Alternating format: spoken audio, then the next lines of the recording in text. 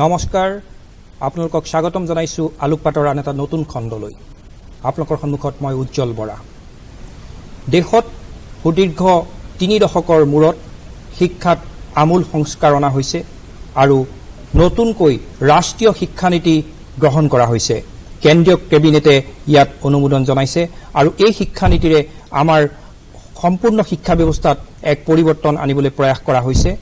আৰু এই সন্দৰ্ভত আমি আজি আলোচনা কৰিবলৈ আমাৰ ষ্টুডিঅলৈ কেইবাগৰাকী বিশিষ্ট ব্যক্তিক আমন্ত্ৰণ জনাই আনিছো আমি তেখেতলোকক আপোনালোকৰ সন্মুখত চিনাকি কৰাই দিব খুজিছো আমাৰ মাজত উপস্থিত আছে ডক্টৰ অৰূপ কুমাৰ মিশ্ৰ তেখেত সঞ্চালক এছটেক আমাৰ মাজত উপস্থিত আছে ডক্টৰ এন.কে. দত্ত তেখেত MBRS বা মাইলছ ব্ৰনছন ৰেচিডেন্সিয়েল স্কুল বৰজাৰৰ তেখেত প্ৰতিষ্ঠাপক অধ্যক্ষ আমাৰ মাজত উপস্থিত আছে পংকজ দাস তেখেত সভাপতি সদৌ অসম ব্যক্তিগত খণ্ডৰ বিদ্যালয়সমূহৰ যি সংস্থা আছে সেই সংস্থাৰ সভাপতি আৰু লগতে মডাৰ্ণ স্কুল কাহিলিপাৰাৰ তেখেত সঞ্চালক আৰু আমাৰ মাজত উপস্থিত আছে কে চন্দা তেখেত অধ্যক্ষ সাউথ পইণ্ট স্কুল আমি আপোনালোক চাৰিগৰাকী ব্যক্তিকে আজিৰ ষ্টুডিঅলৈ স্বাগতম জনাইছো আৰু আমাৰ আলোচনা আগবঢ়াব খুজিছো কিন্তু তাৰ পূৰ্বে আমি এই নতুন ৰাষ্ট্ৰীয় শিক্ষানীতি সম্পৰ্কে আমি প্ৰস্তুত কৰা এক প্ৰতিবেদন আপোনালোকৰ সন্মুখত দাঙি ধৰিব খুজিছো প্ৰতিগৰাকী ছাত্ৰ-ছাত্ৰীৰ সমবিকাশ শৈক্ষিক তথা মানসিক উৎকৰ্ষ সাধন কৰি কেন্দ্ৰীয় চৰকাৰে প্ৰকাশ কৰে শিক্ষানীতি 2020 34 বছৰৰ পিছত দেশত বলবৎ হ'ব নতুন শিক্ষানীতি প্ৰাথমিকৰ পৰা বিশ্ববিদ্যালয় পৰ্যন্ত আমূল সংস্কাৰ সাধন কৰি কেন্দ্ৰীয় কেবিনেটে অনুমোদন জনোৱা এই নতুন শিক্ষানীতিত মাতৃভাষা আৰু আঞ্চলিক ভাষাত হ'ব প্ৰাথমিক শিক্ষা 21 শতিকাৰ শিক্ষা ব্যৱস্থাৰ সৈতে খোজ মিলাবলৈ সক্ষম হোৱা এই নতুন শিক্ষানীতিয়ে ভাৰতত শৈক্ষিক মানদণ্ড আৰু অধিক উন্নত কৰিব বুলি উল্লেখ কৰিলে মানৱ সম্পদ উন্নয়ন মন্ত্ৰী ৰমেশ পোখৰিয়াল নিশংকে ৰাজ্য চৰকাৰখনেও আদৰণি জনাইছে নতুন শিক্ষানীতিক কি আছে নতুন ৰাষ্ট্ৰীয় শিক্ষানীতিত পূৰ্বৰ 10+2 শিক্ষা পদ্ধতিৰ সলনি প্ৰৱৰ্তন হ'ব 5+3+3+4 পদ্ধতি প্ৰথম 5 বছৰত প্ৰাক-প্ৰাথমিক প্ৰথম আৰু দ্বিতীয় শ্ৰেণী পিছৰ 3 বছৰত অন্তৰ্ভুক্ত হ'ব তৃতীয় চতুৰ্থ পঞ্চম শ্ৰেণী তাৰ পিছৰ 3 বছৰত অন্তৰ্ভুক্ত হ'ব ষষ্ঠ সপ্তম আৰু অষ্টম শ্ৰেণী শেষৰ 4 বছৰত নৱম দশম একাদশ আৰু দ্বাদশ শ্ৰেণী নাথাকিব মেট্ৰিক পৰীক্ষা পঞ্চম শ্ৰেণীলৈ ভাৰতীয় ভাষাত শিক্ষাদান কৰা হ'ব পঞ্চম শ্ৰেণীৰ পৰা অষ্টম শ্ৰেণীলৈ ইংৰাজীৰ ঐচ্ছিক বিষয় হিচাপে থাকিব নৱম শ্ৰেণীৰ পৰা দ্বাদশ শ্ৰেণীলৈ পৰীক্ষাত 8টা সেমিষ্টাৰ থাকিব ষষ্ঠ শ্ৰেণীৰ পৰাই কাৰিকৰী শিক্ষাৰ পাঠ্যক্ৰম অন্তৰ্ভুক্তি হ'ব দশম শ্ৰেণীৰ পিছত কলা বিজ্ঞান বাণিজ্য বিভাগৰ পাৰ্থক্য নাথাকিব मंत्रिमंडल की बैठक में और 21वें सदी के एक नई शिक्षा नीति को उसमें मंजूरी दी गई यह बेहद महत्वपूर्ण है क्योंकि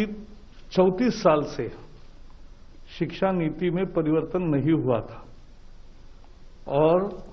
इसलिए आज का ये जो परिवर्तन है और जो नई शिक्षा नीतियां है मुझे विश्वास है कि पूरा समाज और सभी देशवासी इसका स्वागत करेंगे और दुनिया के शिक्षाविद भी इसको निश्चित रूप से सराहना करेंगे নতুন শিক্ষা ব্যৱস্থাত মাতৃভাষা আধুনিক ভাৰতীয় ভাষা আঞ্চলিক ভাষাক যথেষ্ট গুৰুত্ব প্ৰদান কৰা হৈছে নতুন শিক্ষানীতিয়ে 2035 চনৰ ভিতৰত 50% তালিকাভুক্ত কৰাৰ উদ্দেশ্য গ্ৰহণ কৰিছে বুলি উল্লেখ কৰে তথ্য আৰু সম্প্ৰচাৰ মন্ত্ৰালয়ৰ সচিবগৰাকীয়ে এইদৰে কয় एक महत्वपूर्ण बात यह है कि सरकार के जो निर्देश हैं उसके आलोक में एक व्यापक कंसल्टेशन किया गया it has been widely consulted স্নাতক পাঠ্যক্ৰম 3 পৰা 4 বছৰীয়া হ'ব স্নাতকোত্তৰ শিক্ষা ব্যৱস্থাটো পৰিৱৰ্তন কৰা হৈছে এবছৰীয়া স্নাতকোত্তৰ পাঠ্যক্ৰমৰ পিছতো কৰিব পাৰিব PhD এমফিল পাঠ্যক্ৰমৰ বিলুপ্তি সাধন কৰা হৈছে পাৰদৰ্শিতাৰ ওপৰত ভিত্তি কৰি কলেজসমূহক দিয়া হ'ব স্বায়ত্ত শাসন আইন আৰু মেডিকেলৰ বাহিৰে সকলো উচ্চ শিক্ষা প্ৰতিষ্ঠান এটি নিয়ন্ত্ৰক সংস্থাৰ দ্বাৰা নিয়ন্ত্ৰিত হ'ব মুঠ ঘৰুৱা উৎপাদনৰ 6% ব্যয় হ'ব শিক্ষাত 2021 পৰা নতুন মূল্যায়নৰ ব্যৱস্থা 2030 ভিতৰত সম্পূৰ্ণ কাৰ্যকৰী হ'ব নতুন শিক্ষানীতি শিক্ষা প্ৰাপ্তিৰ সমল যেনে কিতাপ দৃশ্য শ্ৰাব্য সমলসমূহ ভাৰতীয় ভাষাত উপলব্ধ হ'ব গতানুগতিক পাঠ্যক্ৰমৰ লগতে ছাত্ৰ ছাত্ৰীৰ প্ৰয়োজনীয় বিজ্ঞানসন্মত উদ্ভাৱনী মস্তিষ্কৰ বিকাশত গুৰুত্ব প্ৰদান কৰা হ'ব আনহাতে মানৱ সম্পদ বিকাশ মন্ত্ৰালয়ক শিক্ষা মন্ত্ৰালয় হিচাপে নামকৰণ কৰা হ'ব নতুন শিক্ষানীতি অনুসৰি আমি দেখা পালো ৰাষ্ট্ৰীয় শিক্ষানীতিৰ যিসমূহ দিশ সেই দিশসমূহৰ কিছু আলোকপাত আমি আপোনালোকৰ সন্মুখত দাঙি ধৰিলো আৰু এই সম্পৰ্কে আমি আলোচনালৈ আগবাঢ়িব খুজিছো এতিয়া মই ডক্টৰ অৰূপ কুমাৰ মিশ্ৰক সুধিব খুজিছো যে ৰাষ্ট্ৰীয় যি শিক্ষানীতি কেন্দ্ৰীয় কেবিনেটে অনুমোদন জনালে আৰু এই শিক্ষানীতিয়ে কি কি ক্ষেত্ৰত মূলত পৰিৱৰ্তন আনিব বুলি আপুনি ভাবে শিক্ষানীতি এটা কি কি ক্ষেত্ৰত পৰিৱৰ্তন আনিব বুলি ক'লে একে আখাৰে কথাটো ক'বলৈ বৰ টান আমি ভাবো যে শিক্ষা হ'ল এটা জাতিৰ মেৰুদণ্ড আৰু এখন দেশৰ গৌৰৱৰ প্ৰতীক আৰু আমাৰ দেশত 1948 চনৰ পিছৰে পৰাই নানান ধৰণে শিক্ষাৰ ওপৰত আলোচনা পৰ্যালোচনা হৈ আছে পৰীক্ষা নিৰীক্ষাও বহুতখিনি হৈছে যাক আমি কওঁ এক্সপেৰিমেণ্টেশ্যন কিন্তু আপুনি ইতিমধ্যে কৈছে যে 34টা বছৰে আমাৰ যিখন ৰাষ্ট্ৰীয় শিক্ষানীতি চলি আছিলে তাত বৰ বিশেষ এটা পৰিৱৰ্তন হোৱা নাছিলে 2005 চনত নেশ্যনেল কাৰিকুলাৰ ফ্ৰেমৱৰ্ক এটা প্ৰফেছৰ যশপাল তেখেত আছিল সেই সময়ত তেওঁলোকৰ আণ্ডাৰত এটা হৈছিলে কাম এটা আৰু তাত বহু ধৰণৰ কথা কোৱা হৈছিলে আৰু মই যেতিয়া সেই সময়ত অসম অভিযান্ত্ৰিক মহাবিদ্যালয়ৰ সৈতে জড়িত আছিলোঁ শিক্ষকতা কৰিছিলোঁ মাজতে 4টা বছৰ মই আছিলোঁ নতুন দিল্লীত মিনিষ্ট্ৰী অফ ছায়েন্স এণ্ড টেকনলজিত জড়িত আছিলোঁ গতিকে আমি দেখিছিলোঁ যে আমি সদায় কিছুমান কথা কৈ আহোঁ যে মানুহে ল'ৰা ছোৱালীখিনিক আমি এই ধৰণে প্ৰিপেয়াৰ কৰিব লাগিব যাতে তেওঁলোকে ভৱিষ্যতে গৈ পেলাই যিটো আমি অৰ্থকৰী বিদ্যা বুলি কওঁ সেই অৰ্থকৰী বিদ্যা নহ'লে একো লাভ নাই আমি এতিয়া কৈছোঁ স্কিল মিছন স্কিল ডেভেলপমেণ্ট কিন্তু সেই বহুত আগৰ পৰাই কথাবোৰ আচলতে আমাৰ অন্তৰ্নিহিত হৈ আছিলে যে এই শিক্ষাৰ কি মূল্য আছে য'ত নেকি 25% 25% বাদ দি পেলাই বাকী আমাৰ দেশত ইঞ্জিনিয়াৰ যিবোৰ পাছ কৰে সেই ইঞ্জিনিয়াৰবোৰ আনএমপ্লয়েবল বুলি কোৱা হয় ইউআৰ কমিটি ৰাও কমিটিৰ ৰিপৰ্ট 10% বাদ দি বাকী 90% মেনেজমেণ্ট মানে যিবোৰ MBA পাছ কৰে ডিপ্ল'মা বা ডিগ্ৰী তেওঁলোক আনএমপ্লয়েবল যদি সেইটোৱে ঘটনা ঘটে যদি প্ৰতিটো ল'ৰা ছোৱালীক স্কুলৰ পৰা বিশ্ববিদ্যালয়ৰ পৰা অহাৰ পিছত বা কলেজৰ পৰা ওলোৱাৰ পিছত আমি গৈ পেলাই কোম্পানীবোৰে ট্ৰেইন আপ কৰিব লাগে 6 মাহৰ কাৰণে এবছৰৰ কাৰণে তেতিয়াহ'লে তেনেকুৱা শিক্ষাৰ আমাৰ কি মূল্য আছে এই কথাষাৰ আলোচনা হৈ আছিলে অকল ৰোট লাৰ্ণিং যদি কওঁ মুখস্থ কৰা পেৰট লাৰ্ণিং সেইটো বিদ্যাৰ পৰা ওলাই গৈ পেলাই কি ধৰণে বিদ্যাটো আমি কাৰ্যকৰী অৰ্থকৰী কৰিব পাৰোঁ তাৰ কাৰণে এটা অহৰহ প্ৰয়াস চলি আছিলে আৰু সেই ক্ষেত্ৰত ভাবোঁ মই 29 জুলাই তাৰিখে যিটো আমাৰ হৈ নতুন শিক্ষানীতি যিটো আমাৰ আহিলে ৰাষ্ট্ৰীয় শিক্ষানীতি এটা সেইটো আমূল পৰিৱৰ্তন মোৰ মতে মানে এটা বাস্তৱমুখী পদক্ষেপ বুলি ক'ব লাগিব আৰু আজিয়ে সেই বিষয়ে আলোচনা কৰি পেলাই সকলো শেষ কৰিব নোৱাৰি 10+2 চিষ্টেমটো গৈ পেলাই যেতিয়া 5+3+3+4 হ'ব স্কুলত 6 বছৰৰ বয়সৰ পৰা আৰম্ভ কৰি পেলাই 18 বছৰ বয়সলৈ এটা পৰিকল্পনা কৰা হৈছে প্ৰথম 3টা বছৰ 0ৰ পৰা 3 বছৰ শিশুটি ঘৰত থাকিব লাগিব হোম ষ্টে তাৰপিছত আপোনাৰ গৈ তেওঁলোকে ফাউণ্ডেশ্যন প্ৰিপেৰেটৰী আল্টিমেটলি ছেকেণ্ডাৰীত পঢ়িব আৰু কি ধৰণে শিক্ষা আমি ল'ব পাৰিম যে আমি এতিয়া বাহিৰলৈ গ'লে মন কৰোঁ কেতিয়াবা যে কিছুমান ঠাইত যেতিয়া লগ পাওঁ আমেৰিকাত হওক বা অন্যান্য ইউৰোপৰ ৰাষ্ট্ৰত আমাৰ অসমীয়া ল'ৰা ছোৱালীয়ে যিটো লগ পাওঁ সিহঁতে কয় যে মই ফিজিক্সত PhD কৰি আছোঁ কিন্তু লগতে মই ফিলচফি বা হিষ্ট্ৰীও পঢ়ি আছোঁ বোলে কেনেকৈ পঢ়িছা আমাৰ নিদিয়ে তাতে পঢ়িব ইণ্ডিয়াত আমাৰ দিয়ে ছাৰ সেই লিবাৰেল এডুকেশ্যনৰ কথা আমি মানুহবোৰে কৈ আছিলোঁ অত বছৰে হোৱা নাছিলে এইবাৰ হোৱাৰ এটা আমি আশা দেখা পাইছোঁ যে এইবাৰ অন্ততঃ সেইটো হ'বগৈ আৰু এটা ডাঙৰ কথা মই ক'ব বিচাৰিছোঁ যিটো আমাৰ বহুতে হয়তো কথাটো মিছ কৰিছে আজি আমি কৈ আছোঁ যে ভাৰতবৰ্ষত we have a demographic dividend we have the youngest population in the world পৃথিৱীত ডেকা যিখিনি মানুহ আছে ডেকা বয়সৰ সেইখিনি ভাৰতবৰ্ষতে আছে আই এম ভেৰি চৰি টু চে দুখেৰে মই ক'ব বিচাৰিছোঁ যে আৰু 20টা বছৰ পাৰ হৈ গ'লে এই ডেমোগ্ৰাফিক ডিভিডেণ্ড গৈ পেলাই উইল বি জাষ্ট ওৱান মোৰ জাপান ভাৰতবৰ্ষ আৰু এখন জাপান হ'ব য'ত বৃদ্ধ মানুহৰ সংখ্যা বৃদ্ধি পাব আৰু আমি যে কওঁ এই 15ৰ পৰা বা 20 বছৰৰ পৰা 25 বছৰ বয়সৰ মানুহ যিখিনি এমপ্লয়েবল যিখিনি এটা কাৰিকৰী শিক্ষা ল'ব পাৰে নিজকে ঢাল খুৱাব পাৰে পৰিস্থিতিৰ সৈতে কৰ্মত শক্তি আছে সেই মানুহৰ সংখ্যা ভাৰতবৰ্ষত আফটাৰ 20 ইয়াৰ্ছ কিন্তু একেবাৰে কমি যাব গতিকে যদি আমাৰ নতুন শিক্ষানীতি যিখন আহিছে সেইখন যদি নাহিলেহেঁতেন এই সময়ত তেতিয়াহ'লে বহুত দেৰি হৈ গ'লহেঁতেন ইতিমধ্যে বহুত দেৰি হৈছে মোৰ মতে আপোনাৰ স্কুলীয়া লেভেলত কলেজীয়া লেভেলত বিশ্ববিদ্যালয় পৰ্যায়ত কাৰিকৰী শিক্ষা অকাৰিকৰী শিক্ষা সকলোতে আইন বাদ দি পেলাই বাকী যিখিনি কথা আমাৰ জড়িত হৈ আছে এই সকলোখিনি কথাৰ কাৰণে নতুন শিক্ষানীতিয়ে কিছুমান কথা আনিছে য'ত আমি বেছি ফ্লেক্সিবিলিটি বা আমাৰ যিটো সাৱলীলতা গতি এঠাইৰ পৰা আন ঠাইলৈ যোৱা ভাল লাগিলে পঢ়িলোঁ ভাল লাগিলে নপঢ়িলোঁ ইঞ্জিনিয়াৰিং কলেজত মই বহু বছৰ প্ৰায় 25 বছৰ ইঞ্জিনিয়াৰিং কলেজত পঢ়াইছোঁ আমি যেতিয়া অৰুণাচলত যাওঁ নিৰ্জুলিত তাতে এখন ইনষ্টিটিউট আছে নেৰিষ্ট বুলি তাত ল'ৰাটো যেতিয়া সোমাই BTech কৰাৰ কাৰণে তেওঁ এবছৰ পঢ়ি পেলাই এখন চাৰ্টিফিকেট ল'ব পাৰে যে মোৰ ঘৰৰ অৱস্থা বেয়া, মই চাকৰি কৰিব লাগিব আৰু নপঢ়ো। তো তেওঁ এবছৰ পঢ়ি পেলাই গুচি আহে, 2 বছৰ পঢ়িলে ডিপ্ল'মাই পায়, 4 বছৰ পঢ়িলে বিটেক পায় বা বিই পায়। এইটো সুন্দৰ এটা মডুলাৰ ছিষ্টেম। একেলগে এটা ল'ৰা এডমিশ্যন ল'ব, কিন্তু প্ৰয়োজন সাপেক্ষে পৰিয়ালৰ তেওঁলোকৰ যিখিনি আৰ্থিক অৱস্থা সেই সাপেক্ষে তেওঁ পঢ়াটো বাদ দি পেলাই ওলাই আহিব। মানে একেটা কোৰ্চতে আপোনাৰ চাৰ্টিফিকেট, ডিপ্ল'মা আৰু ডিগ্ৰী 3টা সোমাই আছিলে। আমি মুখেৰে কওঁ যে এইটো বৰ বঢ়িয়া কথা, কিন্তু আমি অসমত কোনো কৰা নাইকিয়া। আমাৰ কোনো ইঞ্জিনিয়াৰিং কলেজ, কোনো ইনষ্টিটিউশ্যন আমি সেইটো কৰা নাইকিয়া যে আমি আমাৰ ডিপ্ল'মাৰ কাৰণে বেলেগ, চাৰ্টিফিকেটৰ কাৰণে বেলেগ আৰু ইঞ্জিনিয়াৰিং ডিগ্ৰীৰ কাৰণে বেলেগ, চব বেলেগ বেলেগ কলেজবোৰ ৰৈছে। আমাৰ বিশ্ববিদ্যালয় হৈছে, শিক্ষানুষ্ঠানৰ সংখ্যা বহুত বাঢ়িছে, কিন্তু দেখা যায় যে যিটো বস্তু আমাৰ খুব প্ৰয়োজন আছিলে সেই বস্তুটো হোৱা নাইকিয়া। উদাহৰণস্বৰূপে 345খন কলেজত এতিয়া একোটা পোষ্ট আমি দিয়াৰ কথা কৈছিলো। মই যিহেতু এনভাইৰনমেণ্টেল ছায়েন্সৰ লগত জড়িত আৰু মই বহু বছৰ ধৰি পেলাই গুৱাহাটী বিশ্ববিদ্যালয়ত পঢ়াইছো as a guest faculty, MSc environmental science. আৰু এই পৰিৱেশ শিক্ষাৰ ক্ষেত্ৰত যিবোৰ ল'ৰা ছোৱালীয়ে ইঞ্জিনিয়াৰিং পাছ কৰে, তেওঁলোকে কোনোবাই কেৰাণী চাকৰি কৰে, কোনোবাই বেংকত চাকৰি কৰে, কোনোবাই ব্যৱসায় কৰে, কোনো নিজৰ যিখিনি বিদ্যা MSc পাছ কৰা ইন এনভাইৰনমেণ্টেল ছায়েন্স কামত লগাব পৰা নাই। কিয় পৰা নাই? কাৰণ সেই 345খন কলেজত কোনো পোষ্ট নাই। কলেজবোৰে এজন বেলেগ শিক্ষকক হতুৱাই পেলাই ল'ৰা ছোৱালীক কম্পালচৰি যিটো আছে এনভাইৰনমেণ্টেল ছায়েন্স সেইটো পঢ়াই আছে, এডুকেশ্যন পঢ়াই আছে। গতিকে মই ভাবিছো যে আখোৱাহ বহুত আছিলে, গতিকে আখোৱাহসমূহ দূৰ কৰিব লাগিব। দূৰ হৈছে নাও অৰ নেভাৰ, গতিকে আমি আগবাঢ়ি যাব লাগিব। এটা ইতিবাচক পদক্ষেপ বুলি আপুনি ভাবে? হয়, আৰু আপোনালৈ আহি আছো, আমি আলোচনা অব্যাহত ৰাখিম। মই বৰ্তমান যাব খুজিছো পংকজ দাসৰ কাষলৈ। আপুনি অল আছাম প্ৰাইভেট স্কুলছ এছ'চিয়েশ্যনৰ আপুনি প্ৰেচিডেণ্ট, গতিকে আপোনাৰ যোগেদি অসমৰ প্ৰাইভেট স্কুলসমূহৰ এটা ৰিপ্ৰেজেণ্টেশ্যন হ'ব। গতিকে পংকজ দাসক মই সুধিব খুজিছোঁ যে এই যি শিক্ষানীতি, এই শিক্ষানীতিয়ে অসমৰ ব্যক্তিগত খণ্ডৰ স্কুলসমূহত কেনেধৰণৰ প্ৰভাৱ পেলাব বুলি আপুনি ভাবে? নীতিটোতকৈ ডাঙৰ কথা মই ভাবোঁ যে ইয়াৰ কাৰ্যকৰী কেনেধৰণে হ'ব। ধৰি লওক, এইটো 3 নম্বৰ ৰাষ্ট্ৰীয় শিক্ষানীতি। 1986 চনত যিটো ৰাষ্ট্ৰীয় নীতি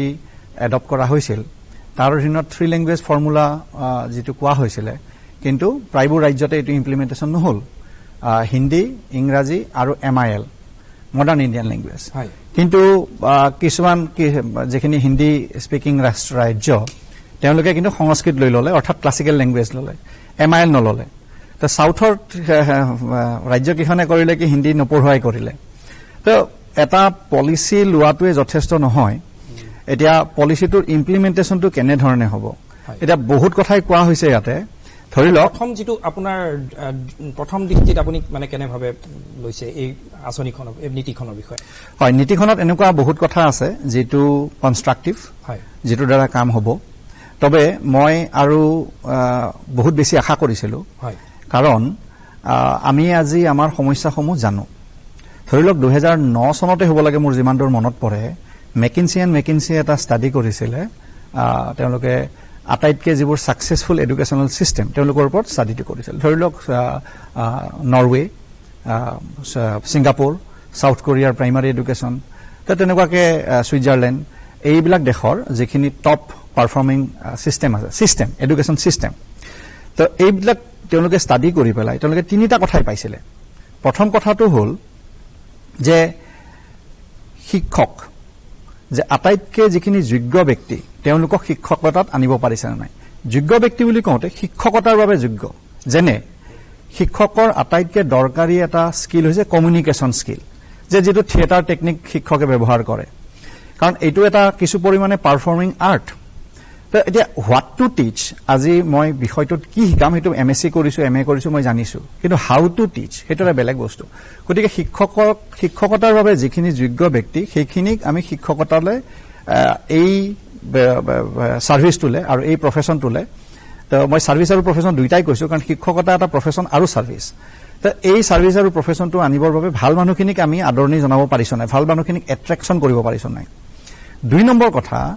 যিখিনিয়ে শিক্ষক হিচাপে যোগদান কৰিলে তেওঁলোকক আটাইতকৈ ভাল ট্ৰেইনিং দিব পাৰিছেনে নাই। আৰু 3 নম্বৰ কথা, প্ৰত্যেকজন ছাত্ৰক আমি চাব পাৰিছেনে নাই, কেয়াৰ ল'ব পাৰিছেনে নাই, যত্ন ল'ব পাৰিছেনে নাই। যিকেইখন দেশে, যিকেইটা ছিষ্টেমে এই 3টা কাম কৰিব পাৰিছে, তেওঁলোকৰ ছিষ্টেমে আটাইতকৈ ভাল হৈছে। তেতিয়া মই অকণমান এইটো কথাত এটা কৈ ল'ব খুজিছোঁ যে ছিংগাপুৰত যিটো হৈছে, যে এজন যেতিয়া শিক্ষক হিচাপে আমি তেওঁলোকে চিলেক্ট কৰে, তেতিয়া BEd কোৰ্চৰ বাবে তেওঁলোকৰ যিটো কোৱালিফাইড টিচাৰ ষ্টেটাছ আছে, মই BEd বুলি কৈছোঁ, তো কোৱালিফাইড টিচাৰ ষ্টেটাছৰ বাবে যেতিয়া তেওঁ কোৰ্চটোতে সিলেকশ্যন পায় সিলেকশ্যন পোৱাৰ দিনাখনৰ পৰা আমাৰ যেনেকে এনডিএত যদি কোনোবাই এজন সিলেক্টেড হয় তাৰমানে তেওঁ যদিও আৰ্মি বা এয়াৰফোৰ্স বা নেভিত জইন কৰা নাই কিন্তু প্ৰেক্টিক্যালি তেওঁ পাছ কৰিলে এয়াৰফোৰ্স বা নেভি বা আৰ্মিত তেওঁ যাব ঠিক তেনেকুৱাকে সেই কোৱালিফাইড টিচাৰ ষ্টেটাছ কোৰ্চত যিয়ে জইন কৰে লগে লগে তেওঁলোকে ষ্টাইপেণ্ড পায় আৰু তেওঁলোকৰ চাকৰিটো গ্যাৰাণ্টিড আৰু তেওঁলোকে সেই কাৰণে যিমান ভেকেন্সি থাকে সিমানহে তেওঁলোকে চাকৰিটো দিয়ে তাৰ ফলত আটাইতকৈ ভাল মানুহখিনিয়ে সেই কোৰ্চটোৰ বাবে এন্ট্ৰেন্সটো দিয়ে আৰু দি পেলাই যি মুহূৰ্তত তেওঁ সেই কোৱালিফাইড টিচাৰ ষ্টেটাছ কোৰ্চটোত তেওঁ নামভৰ্তি হয় লগে লগে তেওঁ এজন শিক্ষক হ'ব বুলি তেওঁ জানে আৰু গতিকে ভাল মানুহখিনি যায় একেটা ব্যৱস্থা ছিংগাপুৰৰ প্ৰাইমাৰী স্কুলত হৈছে য'ত তেওঁলোক সফল হৈছে আৰু ছেকেণ্ডাৰী ছেকশ্যনত হোৱা নাই গতিকে তাত তেওঁলোকে সফল হোৱা নাই গতিকে এইটো এটা খুব দৰকাৰী কথা আছিলে আমাৰ ইয়াতে এই কথাষাৰ আমাৰ NEP 2020 এই বস্তুটো তেওঁলোকে কৈছে যে শিক্ষকক ভাল মানুহখিনি শিক্ষকতাত তেওঁলোকে আনিব কিন্তু কেনেকে আনিব তেতিয়া এই যিবিলাক সাকসেসফুল যিখিনি সিস্টেমস আছে তাৰপৰ মডেল আছে আৰু এইবিলাক যিবিলাক অলৰেডি ষ্টাডি আছে এইখিনি আমি ইমপ্লিমেন্ট কৰিবলৈ কাৰণে যদি আমি কৰো তেতিয়া হলে প্ৰাইভেট কক আপুনি পাব্লিক কক স্কুল সিস্টেম ওনাৰশিপটো খুব দৰকাৰী নহয় দৰকাৰী আপুনি এটা সেন্সত ক'ব পাৰে যে যিখিনি মানুহ আৰ্থিকভাৱে দুৰ্বল তেওঁলোকক আটাইতকৈ বেছি ভাল শিক্ষাৰ প্ৰয়োজন কাৰণ কোনোবা এজন ধনী মানুহৰ ল'ৰা যদি কিবা কাৰণত পঢ়াত বেয়া হ'ল কিবা এটা মাক দেউতাকে মূলধন এটা লৈ পেলাই কিবা দোকান এখন বা কিবা ব্যৱসায় এটাৰ ব্যৱস্থা কৰিব পাৰে কিন্তু এজন সবজি বেপাৰ কৰা মানুহ বা ৰিক্সাৱালা এজন বা তেনেকুৱা ধৰণৰ ঠেলা চলোৱা মানুহ এজনৰ সেইটো সম্ভৱ নহয় তেওঁৰ শিক্ষাটোৱে একমাত্ৰ মূলধন গতিকে মানুহ এজনৰ আৰ্থিকভাৱে যিমানেই দুৰ্বল হয় তেওঁলোকৰ ল'ৰা ছোৱালীৰ ভাল শিক্ষাৰ বেছিহে প্ৰয়োজন হয় গতিকে চৰকাৰী স্কুলসমূহ ভাল হোৱাটো অতি দৰকাৰী কিন্তু মই এই ক্ষেত্ৰত বিশেষ আলোচনা হোৱাটো দেখা নাই এতিয়া ধৰি লওক যিখিনি পাৱাৰফুল মানুহ সেয়া টকা পইচাৰে পাৱাৰফুল হওক বা চৰকাৰী যন্ত্ৰৰ দ্বাৰাই পাৱাৰফুল হওক তেওঁলোকে হয়তো নিজৰ ল'ৰা ছোৱালী বেলেগত কৰাত পঢ়াৰ অপৰচুনিটি কিন্তু দুখীয়া মানুহখিনি নাই গতিকে চৰকাৰী স্কুলসমূহ ভাল কেনেকে হ'ব তাৰ ইমপ্লিমেণ্টেশ্যনটোৰ কাৰণে মই বেছি গুৰুত্ব দিম হয় পংকজ দাস আমি আপোনালৈ পুনৰ আহিম মই এতিয়া যাব খুজিছো ডক্টৰ NK দত্তৰ কাষলৈ মই আপোনাক সুধিব খুজিছো যে এই শিক্ষানীতি সন্দৰ্ভত আপোনাৰ প্ৰথম মন্তব্য কি হ'ব এই পলিচিটো যোনটো চৰকাৰে দিছে সেইটো বহুত সময় পৰা দৰকাৰ আছিলে কিয় এতিয়া আমি যদি দেখো আৰু ইণ্টাৰনেশ্যনেল গ্লোবেলি কম্পেয়াৰ কৰোঁ যোনটো assessment international school assessment PISA আৰু ইণ্টাৰনেশ্যনেল এইটো স্কুল ৰেংকিং আকৌ যোনটো গ্লোবেল ইউনিভাৰ্চিটি ৰেংকিং তাত আমি বহুত ল' পজিশ্যনত আছোঁ ইউনিভাৰ্চিটিটো উইদিন 500 নাই স্কুলতো 100 কিবা পজিশ্যনত আছোঁ এইটো কিয় হৈছে এই কাৰণে হৈছে ইয়াত মই ভাবোঁ যে এডুকেশ্যন চিষ্টেম বুলি ক'লে তিনিটা বস্তু আমি খুব ধুনীয়াকৈ চাব লাগিব আৰু এই বস্তুটো মই দেখিছোঁ যোনটো পলিচিয়ে খুব ধুনীয়াকৈ ইন এক্সেলেণ্ট মেনাৰ এড্ৰেছ কৰিছে এক নম্বৰটো হ'ল টিচিং এতিয়া টিচিং প্ৰচিডিয়ৰটো কেনেকৈ টিচাৰবিলাকক ট্ৰেইনিং দি বা যোনবিলাক টিচিং প্ৰফেশ্যনত সোমাব বিচাৰিছে এটা বেঞ্চমাৰ্ক ৰাখি এটা ষ্টেণ্ডাৰ্ড ৰাখি পেলাই টিচিং কোৰ্চটো যোনটো এটা ট্ৰেডিশ্যনেল ৱে চলি আছে যোনখিনি ক্লাছৰুমত আমি যোনটো BEd MAd কৰিলোঁ হাৰ্বেচিয়ান ষ্টেপছ আৰু সেইবিলাক আজিকালি সেইবিলাক টিচিঙত কামত নাহে তো ৰিয়েল টিচিং চিটুৱেশ্যনটোত যেনেকৈ এতিয়া ধৰক টেকন'লজি আনি ডিজিটেল টেকন'লজিৰ লগত ব্লেণ্ড কৰি সেই টিচাৰ আৰু টিচাৰ এডুকেশ্যন চিষ্টেমটো যোনটো পলিচিটোৱে দেখাইছে যে এটা নেশ্যনেল লেভেলত ইনষ্টিটিউশ্যন বিলাক নি পেলাই এটা তেনেকৈ চাৰ্টিফিকেশ্যন কৰি 4 year BEd course that's A very very good decision next কথাটো হ'ল লাৰ্ণিং এতিয়া লাৰ্ণিংটো আমি এতিয়াও বহুত ৰুট লাৰ্ণিং মেমৰাইজেশ্যন প্ৰচেছত চলি আছোঁ আৰু যোনটো মেমৰাইজ কৰিলে সি দিলে তাত আমাৰ যোনটো এক্সপিৰিয়েঞ্চিয়েল লাৰ্ণিং কম্পিটেঞ্চি বেছড লাৰ্ণিং সেই বস্তুখিনি যেতিয়ালৈকে আমি ল'ৰা ছোৱালীক দিব নোৱাৰোঁ তেতিয়া এই যোনটো problem linking education with jobs সেইটো সদায় থাকিব যোনটো আমি ভাবোঁ যে we will be the providing the largest pool of employees to the world সেইটো এড্ৰেছ কৰিব হ'লে বা আমাৰ ইয়াতে যিমানখিনি প্ৰফেচনেল ইনষ্টিটিউশ্যনৰ পৰা ওলাই আহিছে আনএমপ্লয়েবল তো সেই বস্তুটো তেতিয়াই হ'ব যোনটো মই এতিয়া এডুকেশ্যন পলিচিত খুব সুন্দৰকৈ ইন এক্সেলেণ্ট মেনাৰ দেখিছোঁ ইটছ ষ্টেটেড যে তলৰ ক্লাছৰ পৰাই যাওক vocational education choice of subjects from class 6ৰ পিছত সেইটো it's a very positive and in a direction where our students, our ল'ৰা ছোৱালীবিলাকে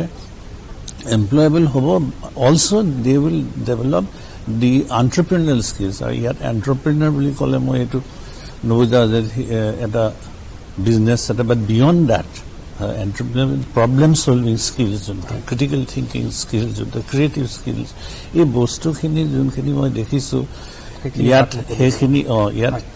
বৰ ধুনীয়াকৈ মুকলি পাব আৰু এছেছমেণ্টটো যোনটো পৰীক্ষাৰ যোনটো পদ্ধতিটো হৈছে এইটো ধুনীয়াকৈ সলনি কৰা হৈছে আৰু তাত যোনটো ল'ৰা ছোৱালীৰ যোনটো বেলেগ বেলেগ ছাবজেক্টছ যোনবিলাক ইণ্ট্ৰডিউচ কৰা হৈছে তাত মানে ইণ্ট্ৰডিউচ অলৰেডি প্ৰপ'জ কৰা হৈছে আৰু কিছুমান বোৰ্ডে ইণ্ট্ৰডিউচ কৰিছে that's a way forward it's a very positive way forward and এইখিনি যদি সঁচাকৈ ইমপ্লিমেণ্ট কৰিব পৰা যায় তেতিয়া ডেফিনেটলি আমাৰ ষ্টুডেণ্টছবিলাক ল'ৰা ছোৱালীবিলাক not only they'll be the leaders of their own learning, definitely আমি যোনটো এটা লিডাৰশ্বিপ ৰোল গ্ল'বেলি হ'ব বিচাৰিছোঁ সমাজত it will take the nation to the next level আৰু যোনটো টিচিং লাৰ্ণিং চিষ্টেম সেইটো মোৰ ৰিয়েল লাইফ হ'ব মোৰ এক্টিভিটি বেছড হ'ব and which will have a good link with the needs of the society. হয় ধন্যবাদ ডক্টৰ এম কে দত্ত আপোনালৈ পুনৰ আহিম মই এতিয়া যাব খুজিছোঁ কে চন্দা তেখেত সাউথ পইণ্ট স্কুলৰ অধ্যক্ষ আপোনাক মই সুধিব খুজিছোঁ যে এই নতুন শিক্ষানীতি যিটো ৰাষ্ট্ৰীয় শিক্ষানীতি আমি আনিলোঁ বা এইটো প্ৰৱৰ্তন হ'বলৈ গৈ আছে এই শিক্ষানীতিয়ে কেনেধৰণৰ প্ৰভাৱ পেলাব বা কেনেধৰণৰ আমাৰ অসম তথা উত্তৰ পূবৰ শিক্ষাৰ ক্ষেত্ৰত কেনেধৰণৰ প্ৰভাৱ পেলাব বুলি আপুনি ভাবে মই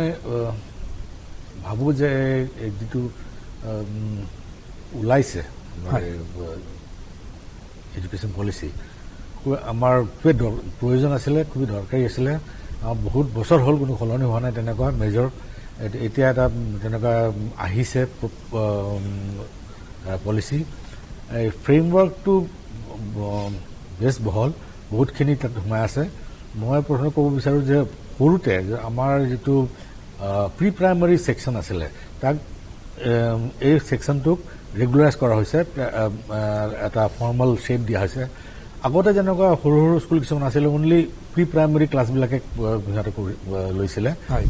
H3, H4, H5 আৰু তাৰ লগত মেইন স্কুলিঙৰ কোনো তেনেকুৱা সম্পৰ্ক নাছিলে কিছুমান school only to get the students admitted into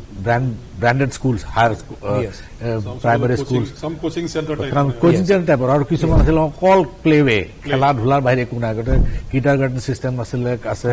তাতে পণ্টেচৰী চিষ্টেম তাতে প্লেৱে চিষ্টেম এইবিলাক আছিলে কিন্তু এতিয়া কথা হ'ল গৈ ইয়াৰ লগত মাৰ্জ কৰি দিয়া হৈছে ফৰ্মেল এডুকেশ্যন চিষ্টেমৰ লগত 1-2 যদি আছে কোনোবা স্কুলত প্লেৱে ৰাখিবই লাগিব প্ৰি প্ৰাইমাৰী ৰাখিব লাগিব আৰু প্ৰি প্ৰাইমাৰী ক্লাছেছ যদি চলাই আছে কোনোবা স্কুল এই 1-2 লৈকেতো মিনিমাম দিবই লাগিব চ' 5 বছৰ এটা ইউনিট কৰি দিছে এইটো খুবেই দৰকাৰী আছিলে নেক্সট আপোনাৰ 6-7 যিখিনি পাইছোঁ তাতে আপোনাৰ স্কিল বেছড হ'ব ৰোড বেছড নহ'ব এইটো চবেই আমি আগৰ পৰা এইবিলাক চিন্তা চৰ্চা চলি আছিলে কাৰণ কামতে একো হোৱা নাই স্পেচিয়েলি আজিকালি কম্পিউটাৰ যুগত বাটন দবালে গোটেইখিনি ইনফৰ্মেশ্যন ওলায় so' basically to disseminate information is not the job of the teacher মানে কেনেকুৱা ওলাব ক'ৰ পৰা ওলাব কিহৰ কাৰণে ওলাব কি কামত লাগিব এই ইনফৰ্মেশ্যন এইবিলাক শিকাব লাগে এই দিশতো বোধ কৰা আমি অলপ আগবাঢ়িছোঁ কিছুমান এই পলিচি পেপাৰত আৰু আমাৰ আৰু এটা কথা যিটো 9 to 12 যিটো কৰিলে দেট এই একেলগে বাঞ্চ কৰি দিলে 9, 10, 11, 12 এইটো যথেষ্ট ভাল পজিটিভ পদক্ষেপ এটা মোৰ যেন মই ভাবিছোঁ তাৰ কাৰণ হ'লগৈ আপোনাৰ ক্লাছ 9তে ল'ৰা ছোৱালীখিনি সাবজেক্ট চইচ কৰিব পাৰিব যিখিনি whatever their aptitude is যদি ভাবে যে সায়েন্স সাবজেক্ট ল'ম আৰু এটা কথা যেটো আমাৰ CBSE সিস্টেম অলৰেডি আছে you can take up physics alongside music so আপোনাৰ যথেষ্ট স্কোপ দিয়া হৈছে ইয়াতে to kind of explore your possibilities whatever is inside you so aru jitu amar employable sir kole je our employability rate is very low পঢ়ানা কৰি degree লৈ লোৱাৰ পিছতে এবছৰ লাগি যায় ট্ৰেইন আপ কৰোতে যদি কোৱাত চাকৰি পায় বহুত ক্ষেত্ৰত নাপায় গৈ চাকৰি সো এইবিলাক ক্ষেত্ৰত এমপ্লয়াবিলিটি বহুতখিনি বাঢ়িব কাৰণ স্কিল বেসড হৈ আছে এডুকেশ্যন সিস্টেমটো আগৰ হৈ আছিল এতিয়া আৰু বেছি তাক জোৰ দিয়া হৈছে টু মেক এডুকেশ্যন মোৰ skill based more knowledge based other than simply decimation of information, collection of information and just mugging up figures and facts and figures. So মই ভাবো যে নাই যথেষ্ট ভাল পদক্ষেপ কিছুমান লৈ আছে না ইমপ্লিমেন্টেবল আমাৰ পংকজ যে ক'লে যে ইমপ্লিমেন্ট কিমানখিনি হ'ব কেনেকুৱা হ'ব বহুতখিনি তাৰ ওপৰত ডিপেণ্ড কৰিব কিমানখিনি সাকসেস হয় আৰু 9 to 12 সিস্টেম কৰিছে মই খুবেই ভাল পাইছো বস্তুটো যেনেকুৱা হ'ব লাগিছিল আমি সব আগতে বহুত এই বিষয়ে চিন্তা চৰ্চা কৰা হৈছিল যে আমাৰ কেনেকুৱা কৰিব লাগে ফাইনালি এটা হ'ল গৈ আৰু 10 exam to ki hobo ki what will be the situation what will be the decision on the 10 boards examination I mean etu pura ke gom poa na kintu kiba ta hobo should be there must be an intermediary testing system jitu 10 to hobo lagibo so dekha jak ki hoy ami to ene policy hisabe khube bhal podokhyep loa hoise eta kiman khini ami implement koribo paro aru tar bahut khini lagibo funding or report government or budget report karan focus will be on the government schools who are generally low performing ami to private sector je school bilak ase bhal nami dami school kintu kori ase baro deliver kori ase kintu problem the issues are with mostly government schools dekha jay je they do not come up to the standard kisuman khetra dekha jay even with the facilities and highly paid teachers they are not delivering students are not really kind of coming out with flying colors at least in the boards examination কিন্তু এতিয়া এইবিলাকত focus দিয়া যাব নিশ্চয় গভর্নমেন্টে নিশ্চয় চিন্তা কৰিছে how to bring up the private schools to the level of the other schools or the private sector schools হয় আমি আশা কৰিম যে সৰকাৰে এই ক্ষেত্ৰত পদক্ষেপ গ্ৰহণ কৰিব মই কে চন্দা আপোনালৈ আহিম পিছত মই ডক্টৰ অৰুপ কুমাৰ মিশ্ৰক এতিয়া সুধিব খুজিছো যে এইটো যি শিক্ষা নীতিত এটা কথা উল্লেখ কৰা হৈছে যে 5+3+3+4 যি শিক্ষা পদ্ধতি প্ৰৱৰ্তন হ'ব তাত আমি এটা কথা উল্লেখ কৰা আছে যে পঞ্চম আৰু অষ্টম শ্ৰেণীত হ'ব বোৰ্ডৰ পৰীক্ষা আৰু পঞ্চম শ্ৰেণী পৰ্যন্ত মাতৃভাষাত শিক্ষা প্ৰদানৰ এটা কথা উল্লেখ কৰা হৈছে আৰু দশমৰ পিছত নাথাকিব কোনো কলা বিজ্ঞান বা বাণিজ্যৰ পাঠ্যক্য কোনো নাথাকিব তাত আপুনি হয়তো দশম শ্ৰেণীৰ পিছত পদাৰ্থ বিজ্ঞান বা ৰসায়ন বিজ্ঞান পঢ়িলেও শিক্ষাৰ্থীয়ে সংগীত বা ফেশ্বন ডিজাইনিং বা চিত্ৰাংকনৰ দৰে বিষয় তেওঁলোকে পঢ়িব পাৰিব এনেকুৱা ধৰণৰ এটা শিক্ষাৰ যি লক্ষ্য লৈ পেলাই আগবঢ়া হৈছে এই লক্ষ্যৰ বাবে আমাৰ কিছু আন্তঃগাঁথনিৰ প্ৰয়োজন হ'ব নেকি হ'ব হয় মই এই প্ৰশ্নটোলৈ আহিব বিচাৰিছিলো হয় আৰু ইতিমধ্যে আমাৰ মোৰ সহযোগী আলোচকসকলে ডক্টৰ দত্ত শ্ৰী পংকজ দাস শ্ৰী চন্দ্ৰ তেওঁলোকে অতি সুন্দৰকৈ তেওঁলোকৰ যিখিনি কথা এই তিনিজন ব্যক্তি আচলতে বেচিকেলি তেওঁলোকে স্কুলৰ লগত জড়িত দীৰ্ঘদিন ধৰি এটা কমন ফেক্টৰ এটা সেইটো আছে মই আছিলো ইঞ্জিনিয়াৰিং কলেজত আছিলো আৰু এতিয়া আছো বিজ্ঞান প্ৰযুক্তি প্ৰশাসনত আছো কিন্তু মই যিটো মন কৰিছো যিহেতু আমিও অকমান স্কুলৰ ল'ৰা ছোৱালীৰ আলোচনা কৰো বা কথা বতৰা পাতো বা যাওঁ বিভিন্ন প্ৰগ্ৰেমত আন্তঃগাঁথনিটো আচলতে মূল কথা আমিতো কৈছো যে এখন 59 পৃষ্ঠাৰ যে কাভাৰ পেজটো ধৰি পেলাই 60 পৃষ্ঠা এখন সুন্দৰ ডকুমেণ্ট এখন ওলাইছে লাখ লাখ মানুহৰ সৈতে আলোচনা কৰি পেলাই কষ্টুৰী ৰঞ্জন কমিটিয়ে গোটেই বস্তুটো উলিয়াইছে সুন্দৰ কথা কিন্তু গোটেই বস্তুটো পংকজ দাসে ক'ব নিচিনাকে কোনে ইমপ্লিমেণ্ট কৰিব কেনেকৈ কৰিব আৰু টিচাৰ্ছখিনি কি ধৰণে ট্ৰেইন আপ কৰা যাব সেইবোৰ কথা আছে আমি কৈছো যে 2023 চনৰ ভিতৰত শিক্ষকখিনিক ট্ৰেইন আপ কৰিব লাগিব ফাৰ্ষ্ট টাৰ্গেট 2025 ভিতৰত আপোনাৰ যেটো আপোনাৰ আছে ধৰক নিউমেৰাৰী আৰু ফাউণ্ডেশ্যন স্কিল এইখিনি আনিব লাগিব আৰু 2030 লৈকে সাস্টেইনেবল ডেভেলপমেন্ট গোল যেটো আমি চলাই আছো এতিয়া গোটেই পৃথিৱীয়ে কি কৰিছে ইউনাইটেড নেশ্যনছৰ এটা সাস্টেইনেবল ডেভেলপমেন্ট গোল মানে বহনক্ষম বিকাশৰ কাৰণে কাম কৰি আছে তাৰ 4 নম্বৰ গোলটো হ'ল কোৱালিটি এডুকেশ্যন গতিকে কোৱালিটি এডুকেশ্যনৰ ক্ষেত্ৰত আমাৰ যিখিনি কথা আলোচনা ইতিমধ্যে হৈ গ'ল সেইখিনি অনস্বীকাৰ্য সেইখিনি লাগিবই আৰু আন্তঃগাঁথনিটো মূল কথা হ'ব এতিয়া আন্তঃগাঁথনি আপুনি ক'ৰ পৰা কেনেকৈ আৰম্ভ কৰিব মই অৱশ্যে ইমান ডিটেইলছ পঢ়িবলৈ সময় পোৱা নাই পৰহিৰ মানে আপোনাৰ যেতিয়া ওলাল বস্তুটো 29 তাৰিখে তাৰপিছত মই ইমান বেছি পঢ়িবলৈ সময় পোৱা নাই যে কিমান টকা ক'ত আবণ্টন কৰা হৈছে কি ধৰণে ডিজিটাইজ কৰা হ'ব স্কুল কলেজৰ কথা এতিয়া আমি ধৰক দেখিছোঁ এই COVID-19 যিটো চলি আছে অতিমাৰী তাৰ ভিতৰতে আমি দেখিছোঁ যে বহুত এটা মানে মেজৰ সংখ্যক ল'ৰা ছোৱালীয়ে পঢ়া শুনাৰ পৰা বঞ্চিত হ'বলগীয়া হৈছে কি হৈছে যে সেইবোৰ গাঁৱত তেওঁলোকৰ হয় ঘৰত তেওঁলোকৰ এণ্ড্ৰইড মোবাইল ফোন নাই আৰু যদি আছেও বহুত ঠাইত আপোনাৰ কানেক্টিভিটি একেবাৰে দুৰ্বল নাই বুলি ক'লেও হয় ইণ্টাৰনেট কানেক্টিভিটি মই সেই প্ৰশ্নটোৰ লগত কথাটো আপোনাৰ প্ৰশ্নটোৰ এটা গুৰুত্ব এটা আছে এতিয়া আপুনি যদি কৈছে যে মই ক্লাছ 5ত মই ক্লাছ 8ত দুটা জখলা আছে সেই দুখন জখলা মই ক্লাছ কৰিব লাগিব 9ৰ পৰা মই 22টা ছাবজেক্টৰ এটা বাস্কেটৰ পৰা মই যিকোনো ছাবজেক্ট পঢ়িব পাৰোঁ আৰ্টছ ছায়েন্স আৰু কমাৰ্চ কথা একো নাই সেনেকুৱা কথা হ'লে আপোনাৰ সেই ধৰণে আপোনাৰ মানৱ সম্পদ গঢ় দিব লাগিব শিক্ষকসকলক তৈয়াৰ কৰিব লাগিব আৰু স্কুলত যিবোৰ আছে আমাৰ ডাঙৰ এতিয়া আপোনাৰ ধৰক ভাৰতবৰ্ষতনো কিমানখন স্কুল আছে আপোনাৰ অটল টিংকাৰিং লেব অতি কম আছে অতি ভাল কিছুমান স্কুলতহে অটল টিংকাৰিং লেব আছে য'ত আপোনাৰ ধৰক ইনোভেশ্যনৰ উদ্ভাৱনৰ কাৰণে বা কিবা এটা কিউৰিচিটি এটা ল'ৰা ছোৱালীয়ে কৰাৰ কাৰণে হাতে কামে শিক্ষাৰ কৰাৰ কাৰণে ডক্টৰ ছাৰে কৈছে আমাৰ যে এক্সপিৰিয়েঞ্চিয়েল লাৰ্ণিং শুনিবলৈ বঢ়িয়া কথা কিন্তু আমাৰ গাঁৱত জানো আছে এক্সপিৰিয়েঞ্চিয়েল লাৰ্ণিং নাই এতিয়াও আপোনাৰ চক এণ্ড টক চলি আছে গতিকে চক এণ্ড টকৰ পৰা এণ্ড্ৰইড বেছ ফোন আৰু 5G কানেক্টিভিটি এই গোটেই যাত্ৰাটো কিন্তু বৰ এটা দুৰূহ যাত্ৰা এইটো মই স্বীকাৰ কৰি ল'ব লাগিব আৰু এই যাত্ৰাটো আমি পাৰ হৈ যাওঁতে যিমানখিনি টকাৰ আবণ্টন দিব লাগিব এতিয়া ধৰক আমি যোৱা 3 বছৰৰ যিটো আমি তথ্য চাওঁ দেখিম যে 2.84%, 2.89%, 3%টো টাচ কৰা নাই GDPৰ মানে যিটো খৰচ কৰা হয় দেশৰ ফৰ শিক্ষা এডুকেশ্যন এতিয়া কৈছে যে 5% কৰিব বুলি এতিয়া 6% কথা কৈছে এটলিষ্ট এডুকেশ্যনৰ কাৰণে 6% should be spend of GDP যিবোৰ উন্নত দেশবোৰে কৰি আছে ইতিমধ্যে কৰিয়ে আছে আমাৰ এছিয়া হওক আৰু ইউৰোপ হওক আমেৰিকা হওক সেইবোৰ দেশত 6% তেওঁলোকে কৰিয়ে আছে তো আমি যদি সঁচাকৈ এতিয়া ধৰক 3ৰ পৰা 6লৈকে যাব পাৰোঁ তেতিয়াহ'লে আপুনি যিটো প্ৰশ্ন সুধিছে সেই প্ৰশ্নটোৰ উত্তৰটো বহুতখিনি সহজ হ'ব যদি অত্যন্ত মানে সততা নিষ্ঠাৰে সৈতে আমি সকলোৱে মিলি পেলাই কাম কৰোঁ যদি শিক্ষা ব্যৱস্থাবোৰে কাম কৰে যিখন 30জনীয়া এখন ৰাষ্ট্ৰীয় আয়োগ হ'ব য'ত 2/3 হ'ব শিক্ষকৰ সৈতে জড়িত মানুহ কৈছিলোঁ যে 2/3 of the people will be educationist academician in the biggest commission আয়োগ যিটো হ'ব in the central level state বৰ্ডো হ'ব ষ্টেট লেভেল কমিশ্যন এই মানুহখিনিয়ে যদি চিন্তা কৰি পেলাই সকলো স্কুলৰ আন্তঃগাঁথনি বিল্ডিঙৰ পৰা আৰম্ভ কৰি পেলাই লেবৰেটৰীৰ পৰা টিংকাৰিং লেব ইনোভেশ্যন লেব ইনকিউবেশ্যন চেণ্টাৰ কানেক্টিভিটি এইখিনি কৰিব পাৰে তেতিয়াহ'লে এইটো এটা কিন্তু বৰ আচৰিত কথা একো নহ'ব আৰু ভাৰতবৰ্ষত আগতে বহুত কথা হৈ গৈছে আজি নহয় 1975 চনতে আমি 8খন ৰাজ্যত ছেটেলাইট বেছড ইনষ্ট্ৰাকশ্যনেল আছিলে চাইট বুলি SIT এক্সপেৰিমেণ্টটো আগতে হৈ গৈছে 8খন ৰাজ্যত ছেটেলাইট ইনষ্ট্ৰাকশ্যনেল টেলিভিছন এক্সপেৰিমেণ্ট তেতিয়াও ইছৰোই সেই কামটো কৰিছিলে আৰু অত্যন্ত ভিতৰুৱা গাঁৱত ল'ৰা ছোৱালীয়ে টেলিভিছনৰ মাধ্যমেৰে বহুতে পঢ়া শুনা কৰিছিলে য'ত শিক্ষকো নাছিলে গতিকে মই নাভাবোঁ কেতিয়াও মই উইথ অল দ্য অপটিমিজিম ভাবোঁ যে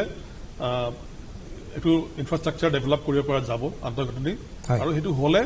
এই শিক্ষানীতিৰ কথাবোৰ লাহে লাহে যিবোৰ কথা লিখা আছে ইন অল দিছ 59 পেজেছ সেই বস্তুবোৰ আমাৰ জাগাই জাগাই আহি পেলাই ফিট হৈ পৰি যাব মই আপোনালোক পুনৰ আহি মই পংকজ দাসক সুধিব খুজিছোঁ যে অৰূপ কুমাৰ মিশ্ৰ ডাঙৰীয়াই কৈছে যে এইটো অসম্ভৱ নহয় আমাৰ যি আন্তঃগাঁথনি আমি বনাব পাৰিম যদি সুচাৰুৰূপে সকলোখিনি দিশ আগবাঢ়ে আৰু মুঠ ঘৰুৱা উৎপাদনৰ যদি 3ৰ পৰা আমি 6%লৈকে ব্যয় বৰ্তমান বঢ়াব পাৰোঁ তেতিয়াহ'লে তাৰ বাটটো মুকলি হ'ব মই আপোনাক আৰু এটা কথা মই জনাব খুজিছোঁ যে এতিয়া 2021ৰ পৰা 2030 চনৰ ভিতৰত এই শিক্ষানীতিৰ কাৰ্যকৰীকৰণৰ কথা কোৱা হৈছে আৰু আঞ্চলিক ভাষাৰ ওপৰত যথেষ্ট গুৰুত্ব দিয়া হৈছে বিশেষকৈ 5ম শ্ৰেণী পৰ্যন্ত মাতৃভাষাত শিক্ষা দিয়াৰ কথা কৈছে আৰু আঞ্চলিক ভাষাটো পাঠ্যক্ৰমৰ সূচনা কৰাৰ কথা কৈছে গতিকে তেনেকুৱা এটা অৱস্থাত আপোনাৰ মন্তব্য কি হ'ব পংকজ দাস প্ৰত্যেকটো বস্তুতে শিক্ষা ব্যৱস্থাত গোটেই সিক্ৰেট সচ যোনটো আছে যিটো সিক্ৰেট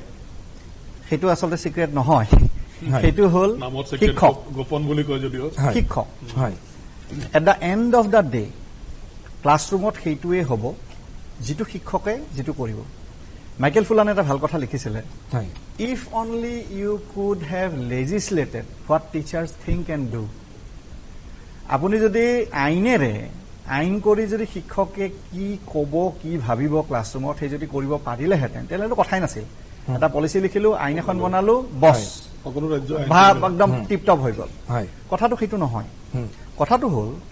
আটাইতকৈ মূল কথা মানুহ এজনৰ যে যিকোনো ইছ্যুত সেইটো হ'ল এটিটিউডছ এণ্ড বিলিফছ আপোনাৰ ভিতৰত আপুনি কিমান চোকা কিমান গাধা সেইটো পিছত আহে আপোনাৰ এটিটিউড আৰু বিলিফ ছিষ্টেমটো কি গতিকে মূল কথাটো হ'ল কি আপুনি যদি চাই ক্লাছ কেনেকৈ ভাল হয় আটাইতকৈ ভাল ক্লাছ কেনেকৈ হয় আটাইতকৈ ভাল ক্লাছ হ'বৰ বাবে কোনো বস্তুৰ প্ৰয়োজন নাই আপুনি occasional connection to electricity and internet occasional না আপোনাক তাত বিল্ডিং লাগে না ডেস্ক বেঞ্চ লাগে একো নালাগে কেম্বোডিয়াত যেতিয়া এই যিটো ইয়াত বিভিন্ন অৰ্গেনাইজেশ্যনে শিক্ষা ভাল দিবৰ কাৰণে তাত তেওঁলোকৰ যিবিলাক এই NGO বিলাকে কৰি আছিলে তেতিয়া এটা লেপটপত চাৰ্জ কৰিবৰ কাৰণে এটা ক্ৰেংকিং মেচিন এটা এই যে আমি টৰ্চ লাইট কেতিয়াবা যে হাতেৰে পকাই চাৰ্জ দিওঁ তেনেকৈ সেই পকাই চাৰ্জ দি পেলাই তাতো পৃথিৱীৰ জংগলৰ ভিতৰত কেম্বোডিয়া সেই তাহানিত সময়ত এই পলপটৰ যিটো মানুহক ঢেৰ মাৰা প্ৰক্ৰিয়া হ'ল তাৰ ঠিক পিছতে কথা গতিকে আটাইতকৈ ভাল ক্লাছ কৰিবলৈ ভাল শিক্ষকখিনিক আকৰ্ষণ কৰিব লাগিব আজি আমাৰ প্ৰত্যেকৰে ল'ৰা ছোৱালী আছে কিন্তু আমি কোনেও আমাৰ নিজৰ সন্তানক ক্লাছ 10ত আমি সদায় কেৰিয়াৰ কাউন্সেলিং প্ৰত্যেকজন ছাত্ৰৰ লগত আমি কথা পাতোঁ তাৰে ভিতৰত কোনোবা বেটছত কদিয়াবা কদা কাচিত এজন ছাত্ৰহে যিয়ে কয় মই স্কুলত শিক্ষক হ'ম বহুতে কলেজত হ'ব খোজে মই এজন ছাত্ৰক সুধিলোঁ যে সি ডাক্তৰী কৰিব খোজে আৰু যদি নোপোৱা কি হ'ব বোলে নাপালে মই কলেজত লেকচাৰ হ'ম বোলে স্কুলত কৰিবা নেকি বোলে নকৰোঁ কিয় নকৰা কাৰণ তাত ষ্টেটাছ নাই আজি অংগনৱাড়ী কেন্দ্ৰৰ শিক্ষক কোন হ'ব আজি আমি আৰ্লি চাইল্ডহুড কেয়াৰ এণ্ড এডুকেশ্যনৰ কথা কৈছোঁ নিউৰলজিকেল ডেভেলপমেণ্টৰ কথা নিউৰ লেংগুৱেজ প্ৰগ্ৰেমিঙৰ কথা কৈছোঁ কোনে কৰিব আপুনি মানুহ আনিছে 10,000 টকা দি 15,000 টকা দি আৰু চৰকাৰী বিদ্যালয়ত আপুনি 30,000 টকাৰে আৰম্ভ কৰে এই টকাত আপুনি ভাল মানুহ নাপায় আজি ল'ৰা ছোৱালীয়ে যদি ক'ৰবাত চৰকাৰী কলেজত ইঞ্জিনিয়াৰিং কলেজত ছিট পোৱা নাই তেনেহ'লে প্ৰাইভেটত হ'লেও পঢ়িছে কাৰণ সেইটো এটা ষ্টেটাছৰ বেপাৰ হৈ গৈছে কিন্তু শিক্ষক হ'বলৈ কোনেও নিবিচাৰে আমি পিতৃ মাতৃ হিচাপে আমি ভাবোঁ যে আটাইতকৈ ভাল শিক্ষকজনে মোৰ ছোৱালীজনীক পঢ়াওক মোৰ ল'ৰাটোক পঢ়াওক ক্লাছ 3ত মোৰ সৰুজনী ছোৱালী পঢ়ে মই বিচাৰোঁ যে আটাইতকৈ ভাল শিক্ষয়িত্ৰীজনী পঢ়া মইতো তেতিয়া নকওঁ ক্লাছ 3হে আৰু যিকোনো এজন শিক্ষক থাকিলেই হ'ল আৰু যিকোনো এজন থাকিলেই হ'ব ABCD তাত থাকক তেওঁ মোৰ ছোৱালীজনীক ডাঙৰত ভালকৈ পঢ়াব সেইটো নহয় যেতিয়া আমি পঢ়া শুনা কৰিব লাগে প্ৰত্যেকটো লেভেলত ভালকৈ হ'ব লাগে গতিকে প্ৰথম চেলেঞ্জটোৱে হ'ল যে আমি ভাল শিক্ষক আমি কেনেধৰণে আকৰ্ষণ কৰিম আমাৰ জব কণ্ডিশ্যন যিটো তেতিয়া টনি ব্লেয়াৰ তেওঁ যেতিয়া জিকিলে লেট 90sত তেতিয়া তেওঁৰ মন্ত্ৰটোৱে আছিল পলিটিকেল শ্লোগানটো আছিল এডুকেশ্যন এডুকেশ্যন এডুকেশ্যন মই তাৰে UKৰ এজন প্ৰিন্সিপাল মই 7খনমান স্কুল ভিজিট কৰিছিলোঁ তেওঁলোক আমাৰ কিবা কিবি এক্সচেঞ্জ হৈছিলে তেওঁ বাবু ছাৰো আছিল তাতে আমাৰ কৃষ্ণানন্দ চন্দ্ৰ ছাৰ তো মই নিজেও গৈছিলোঁ তাৰে এজনৰ লগত মই বাৰ্মিংহামৰ স্কুল এখনৰ লগত তেওঁ যথেষ্ট বয়সে ৰিটায়াৰ হ'ব আৰু ইতিমধ্যে ৰিটায়াৰ কৰিলে তেওঁ কৈছিলে মই যেতিয়া হেড টিচাৰ হিচাপে তেওঁলোকে প্ৰিন্সিপালক হেড টিচাৰ বুলি কয় হেড টিচাৰ হিচাপে যেতিয়া মই জইন কৰিলোঁ মোৰ প্ৰথমবাৰৰ বাজেট আছিলে কিবা 1 মিলিয়ন পাউণ্ড 2 মিলিয়ন পাউণ্ড কিন্তু যিবাৰ মই গৈছিলোঁ এইটো 2008 চনত মই গৈছিলোঁ বাৰ্মিংহামৰ স্কুলখনত ৱেলফৰ্ড প্ৰাইমাৰী স্কুল মোৰ যিমানটোৰ মনত পৰে তাতে তেওঁ সেই একে কোবে তেওঁৰ 10 গুণ বৃদ্ধি হৈছিল তেওঁৰ বাজেট আৰু সেইটো ক'ত খৰচ কৰিছিলে শিক্ষকৰ ওপৰত খপক কৰি শিক্ষকৰ যিটো ষ্টেটাছ মিড লেভেল মেনেজাৰৰ তেওঁলোকে দৰমহা দিয়ে আমাৰ যিটো পাৰ্চেজিং পাৱাৰ পেৰিটি ৰেটত মানে 1 পাউণ্ড মানে 100 টকা ধৰি লাভ নাই যিটো একচুৱেল পাৰ্চেজিং PPP ৰেটত আমি যদি 30 টকাও ধৰোঁ তেনেহ'লে এজন শিক্ষকে আজিৰ তাৰিখত সোমাই তেওঁ 50,000 60,000 টকা দৰমহা পায় সোমোৱাৰ দিনাখন তো ফলত ভাল মানুহ এজনে তেওঁ ক'ব পাৰে যে ঠিক আছে মই শিক্ষকতা কৰিও মই জীৱনটো পাৰ কৰি দিম তো যেতিয়ালৈকে আমি ভাল মানুহখিনিক শিক্ষকত আনিব নোৱাৰোঁ আৰু আনাৰ পাছত কি হ'ব আনাৰ পাছত তেওঁ সেই অটনমিটো পাব লাগিব নিজৰ কাৰিকুলাম ডিজাইন কৰাত আৰু এছেছমেণ্ট ভালকৈ কৰাত আপুনি উইলি নিলি আপুনি মানক নামানক আপুনি ভাল পাওক বেয়া পাওক আপুনি বহুত কথা ক'ব পাৰে আইডিয়েলিষ্টিক কিন্তু কথাটো এইটোৱে যে truth is assessment drives pedagogy আপুনি আজি যদি এটা চেপ্টাৰত কেৱল আপুনি পইণ্ট বেছ কুৱেশ্যন সোধে তেনেহ'লে শিক্ষকে সেইটো চেপ্টাৰত তেওঁ এনালাইটিকেল এপ্ৰ'চটো নলয় কিন্তু যেতিয়া দেখিব আপুনি হায়াৰ অৰ্ডাৰ থিংকিং স্কিলৰ ওপৰত কুৱেশ্যন কৰিব আপুনি অৱশ্যে ব্লুমৰ পাছত আৰু মাৰ্জানৰ টাৰ্জনৰ বহুতেই আহিল কিন্তু আমি এতিয়া যদি ব্লুমৰ কথাটোকে যদি কওঁ হায়াৰ অৰ্ডাৰ স্কিল যদি আমি এনালাইচিছ ইভালুৱেশ্যনৰ চিন্থেচিছ বুলি কওঁ তেতিয়াহ'লে এইকেইটাৰ প্ৰশ্ন যেতিয়া সুধিম ধৰক কাৰ্টুন এটা দিলোঁ যে তৃতীয় ভাৰ্চেলত এটা সৰু ল'ৰাই এটা পিলাৰৰ পিছফালে লুকাই চাই আছে আৰু তাত কাৰ্টুনিষ্টে লিখিছে যে this is the class of 1945 তেওঁলোকে যুদ্ধ কৰিব যাব 1940 চনত ক্লাছ অফ 1940 কিয়নো তৃতীয় ভাৰ্চেলখন ইমান ওৱান ছাইডেড আছিল যে যুদ্ধ অৱশ্যম্ভাৱী সেইখিনি সময়ত নিউজ পেপাৰত কেতিয়া 1917 1918 যেতিয়া তৃতীয় ভাৰ্চেল চহী হৈছিলে মই একজেক্টটো পাহৰিছোঁ তো প্ৰথম বিশ্বযুদ্ধৰ পাছত তেওঁলোকে তেতিয়াই গম পাইছিলে যে আৰু এখন যুদ্ধ হ'বই কাৰণ এখন দেশক ইমান দবাই দিলে তেওঁলোকে বিৰোধ কৰিবই তো এইটোৰ ওপৰত প্ৰশ্ন আপুনি কাৰ্টুনটো দিলে আৰু ল'ৰা ছোৱালীক তাৰ ওপৰত লিখিব দিলে তেতিয়া শুদ্ধ উত্তৰ ভুল উত্তৰ নাই আমি ধৰক অসম আন্দোলনৰ কথাটোকে ক'লো এইটো পাৰসেপচনৰ বস্তুটো বেসিক্যালি হয় মানে আৰু analysis not only perception but it is analysis এটা ধৰি লওক আমি অসম আন্দোলনৰ কথাটো অসম চুক্তি সহি কৰিলো তাত আপোনাৰ ভিউ কি আমি সফল হলো বিফল হলো কি হল তো এইটোৱে আমাৰ সমস্যাবিলাক দূৰ কৰিব পাৰিলে নেকি কোনোবাই পইণ্ট বেছ লিখিল আপুনি এগ্ৰি কৰক বা নকৰক প্ৰথম কথা আপুনি বুজি পাব লাগিবতো যে মই এই কথাটোহে কৈছো মই মানিছো মই কৈছো সেইটো শুদ্ধ বা সেইটো ভুল গতিকে এই ডিপ এনালাইসিসটোত অটোনমি লাগিব কাৰিকুলাম ডিজাইনত অটোনমি লাগিব কাৰণ লোকেল যেটো পলিচিয়ে কৈছে মানে ইভ্যালুয়েশন নহলে খেলিমেলি সৃষ্টি হ'ব পাৰে নেকি বা মানে বৈপৰীত্য হ'ব পাৰে নহয় মানে এতিয়া এই নেশনাল পলিচি অন এডুকেশনতে লিখিছে যে কাৰিকুলাম ডিজাইন কৰোতে লোকেল এলিমেন্টটো লো হ'ব ধৰি লওক আপুনি সোশ্যাল সায়েন্সৰ হলে সিবিএসইত আমি যেতিয়া ল'ৰা ছোৱালী পৰীক্ষা দিয়ে তেতিয়া আমি আহোমৰ ওপৰত ক্লাছ 8ত মই আহোমৰ ওপৰত শিকালো কিন্তু ধৰি লওক হেৰিয়ে সাউথৰ কোনবা এখন স্কুলে ছোলা কিংডমৰ ওপৰত শিকাব পাৰে তেওঁলোকে আহোমৰ ওপৰত পঢ়া দৰকাৰ নাই কথাটো হৈছে লাৰ্নিং টু লাৰ্ন মই শিকিম কেনেকে নতুন বস্তু এটা শিকাৰ কাৰণে কি কি এলিমেন্টছ আছে ৰিসাৰ্চ কৰিবৰ কাৰণে যেটো আমাৰ জ্ঞান লাগে মই এটা বস্তু এটা ভালমতে তথ্যটো মই ইন্টাৰনেটত চাম এনসাইক্লোপিডিয়াত চাম নিজে ৰিসাৰ্চ ডিজাইন কৰিম ৰিসাৰ্চ কোৱেশ্চন এটা কৰিম সেইটো আইবিএ কৰি আছে ইতিমধ্যে ইন্টাৰনেশ্যনেল বেকালৰেটে ইতিমধ্যে কৰি আছে সেয়েহে তাৰ শিক্ষকৰ দৰমহা 1 লাখ টকা গতিকে আপুনি ভালৰ ভাল মানুহজনক যেতিয়া আনিব অন্তত 50,000 আৰম্ভ কৰিব মানে আপুনি এটা কথা ক'ব খোজে নেকি যে মানে শিক্ষক যিখিনি আমি ধৰক নতুনকে আমি এই শিক্ষা নীতিয়ে মানে যি পদ্ধতি অৱলম্বন কৰিব শিক্ষাৰ ক্ষেত্ৰত তাত প্ৰয়োজন হ'ব লগা শিক্ষকখিনি আমি প্ৰস্তুত কৰি ল'ব নোৱাৰিম বুলি আপুনি ভাবে নেকি নাই ভাবা মই কৈছো সেই দৃষ্টিটো আমি দিব লাগিব সেই দৃষ্টিটো আৰম্ভ হৈছে নো ডাউট আৰম্ভ হৈছে কিন্তু ইমান বেবি ষ্টেপছৰে আৰম্ভ হৈছে আজি যেটো আমাৰ মিশ্ৰ ছাৰে ক'লে যে আমাৰ এটা মানে যেটো ডেমোগ্ৰাফিক ডিভিডেন্ড সেইটো গৈ ডেমোগ্ৰাফিক নাইটমেয়াৰ হ'ব গৈ so this is not about demographic dividend are we approaching a scenario where it has become a demographic nightmare তে কথাটো আমাৰ হাতত সময় নাই অলৰেডি জোৰ কৰি হাতটো পৰিব হল হাতটো পৰিলে শেষ এতিয়া দেহাটোহে বাকি আছে গতিকে এতিয়া আমি বেবি ষ্টেপছ দিলে নহব যেনেকে আগতে হাই স্কুলৰ শিক্ষকৰ দৰমহাটো সেক্ৰেটাৰিয়েটৰ যেটো তেওঁলোকে কি বুলি আজিকালি যা বুলি কয় জুনিয়ৰ এডমিনিষ্ট্ৰেটিভ এসিস্ট্যান্ট আগতে এলডিএ তো সেক্ৰেটাৰিয়েটৰ এলডিএত কে দৰমহাটো কম আছিল কিন্তু আজি শিক্ষকৰ দৰমহা সেক্ৰেটাৰিয়েটৰ এলডিএত জাতকে বেছি আৰু পিজিটি শিক্ষকৰ তেওঁলোকৰ 7 কে বেছি সিনিয়ৰ এডমিনিষ্ট্ৰেটিভ এসিস্ট্যান্টকে বেছি তো দৰমহাৰ স্কেলটো একে কিন্তু গ্ৰেড পেটো বেছি এতিয়া সেই বস্তুটো ৰিকগনিশন আহিছে কিন্তু ৰিকগনিশন আহাৰ পাছত আমি যদি একদম ৰিভলিউশনাৰী জাম্প এটা কৰিব লাগে তেনেহলে সেইটো নহয় গৈ আপুনি হায়াৰ এডুকেশনতে চাও আমাৰ শিক্ষা ব্যৱস্থা ইমান বেয়া যে এটো এটা বৰ দুখৰ কথা আমাৰ কাৰণে আটাইতকৈ গৌৰৱৰ কথা হ'ল মোৰ ভাগিনটো মোৰ ভতিজাটো মোৰ বন্ধুজন মোৰ দাদা খুৰা আমেৰিকাত পঢ়িব গৈছে হাৰ্ভাৰ্ডত পঢ়িব গৈছে আমি ঢোল বজাই বজাই কওঁ এইটো এটা কেনেকুৱা দুখৰ কথা যে আমাৰ এজন দেশৰ নাগৰিক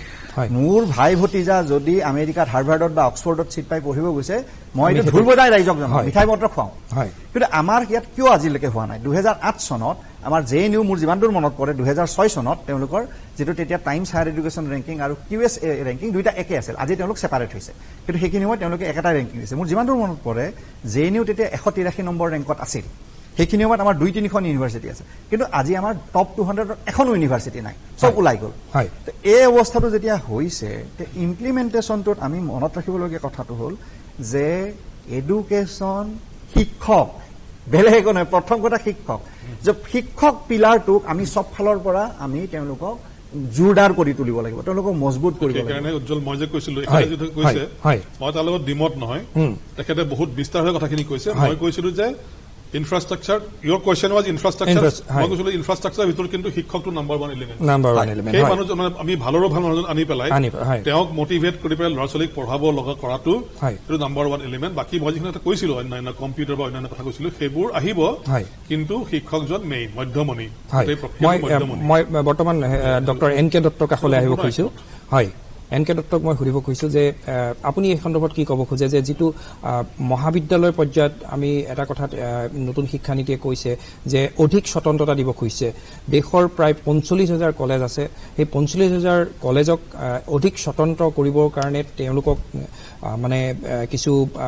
স্বায়ত্ত শাসনৰ দৰে ব্যৱস্থাৰ কথাও কৈছে আপুনি কি কয় চাও এতিয়া যোনটো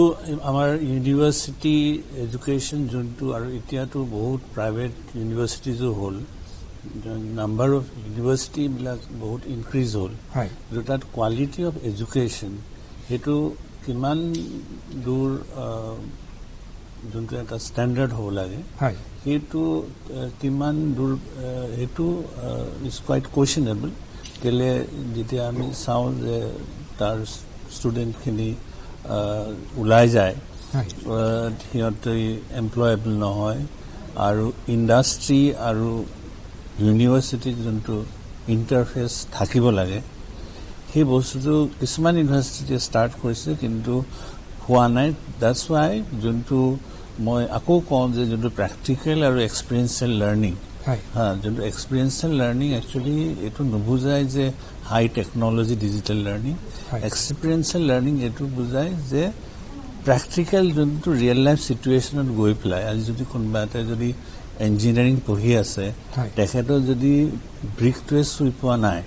চিমেণ্টে নাজানে কেনে so' what is all engineering teaching engineering about text বুকৰ পৰা ওলাই আহিব লাগিব মানে ব্যৱহাৰিক দিশৰ ওপৰত বেছি গুৰুত্ব এতিয়া সেইকাৰণে কথাবিলাক অকল থিয়ৰিটিকেলি হৈ আছে এতিয়া যোনটো ছিষ্টেম কৰিছে হায়াৰ এডুকেশ্যনৰ এটা মই বহুত ভাল চেঞ্জ দেখিছোঁ নতুন পলিচিটোত সেইটো হ'ল যে এভৰি ইয়েৰ প্ৰত্যেকটা বছৰে ষ্টুডেণ্টে যোনটো পৰীক্ষা দিয়ে ইন দ্য ছেমিষ্টাৰ ছিষ্টেম সেই পৰীক্ষাটো দিয়াৰ পিছত যোনটো চাৰ্টিফিকেট পাব তাৰ পিছত যদি ষ্টুডেণ্টটোৱে ভাবে যে মই গুচি যাওঁ গুচি গৈ পেলাই মই চাকৰি কৰোঁ তেতিয়া মাল্টিপুল কৰিলে আৰু এটা কথা যোনটো খুব ভাল হ'ল যে যোনটো ইণ্টাৰ ডিচিপ্লিনাৰী আৰু মাল্টি ডিচিপ্লিনাৰী এপ্ৰ'চটো ফাউণ্ডেশ্যনেল ইয়েৰ্ছৰ পৰাই যে যোনটো দিলে এতিয়া ধৰক একদম ছিক্সৰ পৰা যোনটো ষ্টাৰ্ট কৰিলে তো সেইটোত যোনটো অপশ্যনছখিনি ল'ব পাৰে যে মই আৰ্টত ভাল কিন্তু মই বায়'লজিটো মোৰ এটা নেচাৰেলিষ্টিক ৱে অফ লাৰ্ণিং আছে স্কিলছ আছে চ' সেই বস্তুটো ইণ্টিগ্ৰেটিং যোনটো হৈছে ইণ্টিগ্ৰেশ্যন অফ ডিফাৰেণ্ট ছাবজেক্টছ আৰু সেই বস্তুটোৱে এটা ষ্টুডেণ্টটোক ভাল এটা কনফিডেন্স দিব আৰু লাৰ্ণিংটো তেতিয়া কি হ'ব যোনটো ৱাটাৰ টাইট কম্পাৰ্টমেণ্টৰ আছে এইটোতো আমিহে বনালো তেনেকে human nature is not like that মানে হিউমেনৰ কি লেফ্ট ব্ৰেইন ৰাইট ব্ৰেইন যোনটো আছে তো সেই দুটা ব্ৰেইনে যেতিয়া কাম কৰিব পাৰে তেতিয়া যোনটো ফ্ৰণ্টেল কৰ্টেক্স বুলি কয় সেইটো আৰু ডেভেলপ হয় which leads to the success and implication of those applying those successes in in different situations. এতিয়া আৰু এটা দিশ তাত চাব লাগিব যোনটো আমি মানে কি এই যোনটো পাৰ্চনেলিটি ডেভেলপমেণ্ট সেই যোনটো কমিউনিকেশ্যন স্কিল আকৌ ৱেল বিং যোনটো মেণ্টেল হেল্থ যোনটো সেই গোটেইখিনি যোনটো এতিয়া এডুকেশ্যন চিষ্টেমটো যিটো মই দেখোঁ যোনটো পলিচিটোৱে যোনটো আমাক লৈ যাব বিচাৰে সেই পলিচিটোৱে এটা ডাঙৰ হলিষ্টিক এপ্ৰ'চ আৰু মই বহুত পজিটিভ কাৰণ এতিয়াও ধৰক আমাৰ ষ্টুডেণ্টছটো বহুত ব্ৰিলিয়েণ্ট কিন্তু আমাৰ কোৰ্চ কাৰণ আমি দেখোঁ যে বাহিৰত গ'লেও ইউনিভাৰ্চিটি বেষ্ট গ্ৰেজুৱেটকেইটা ইণ্ডিয়ানে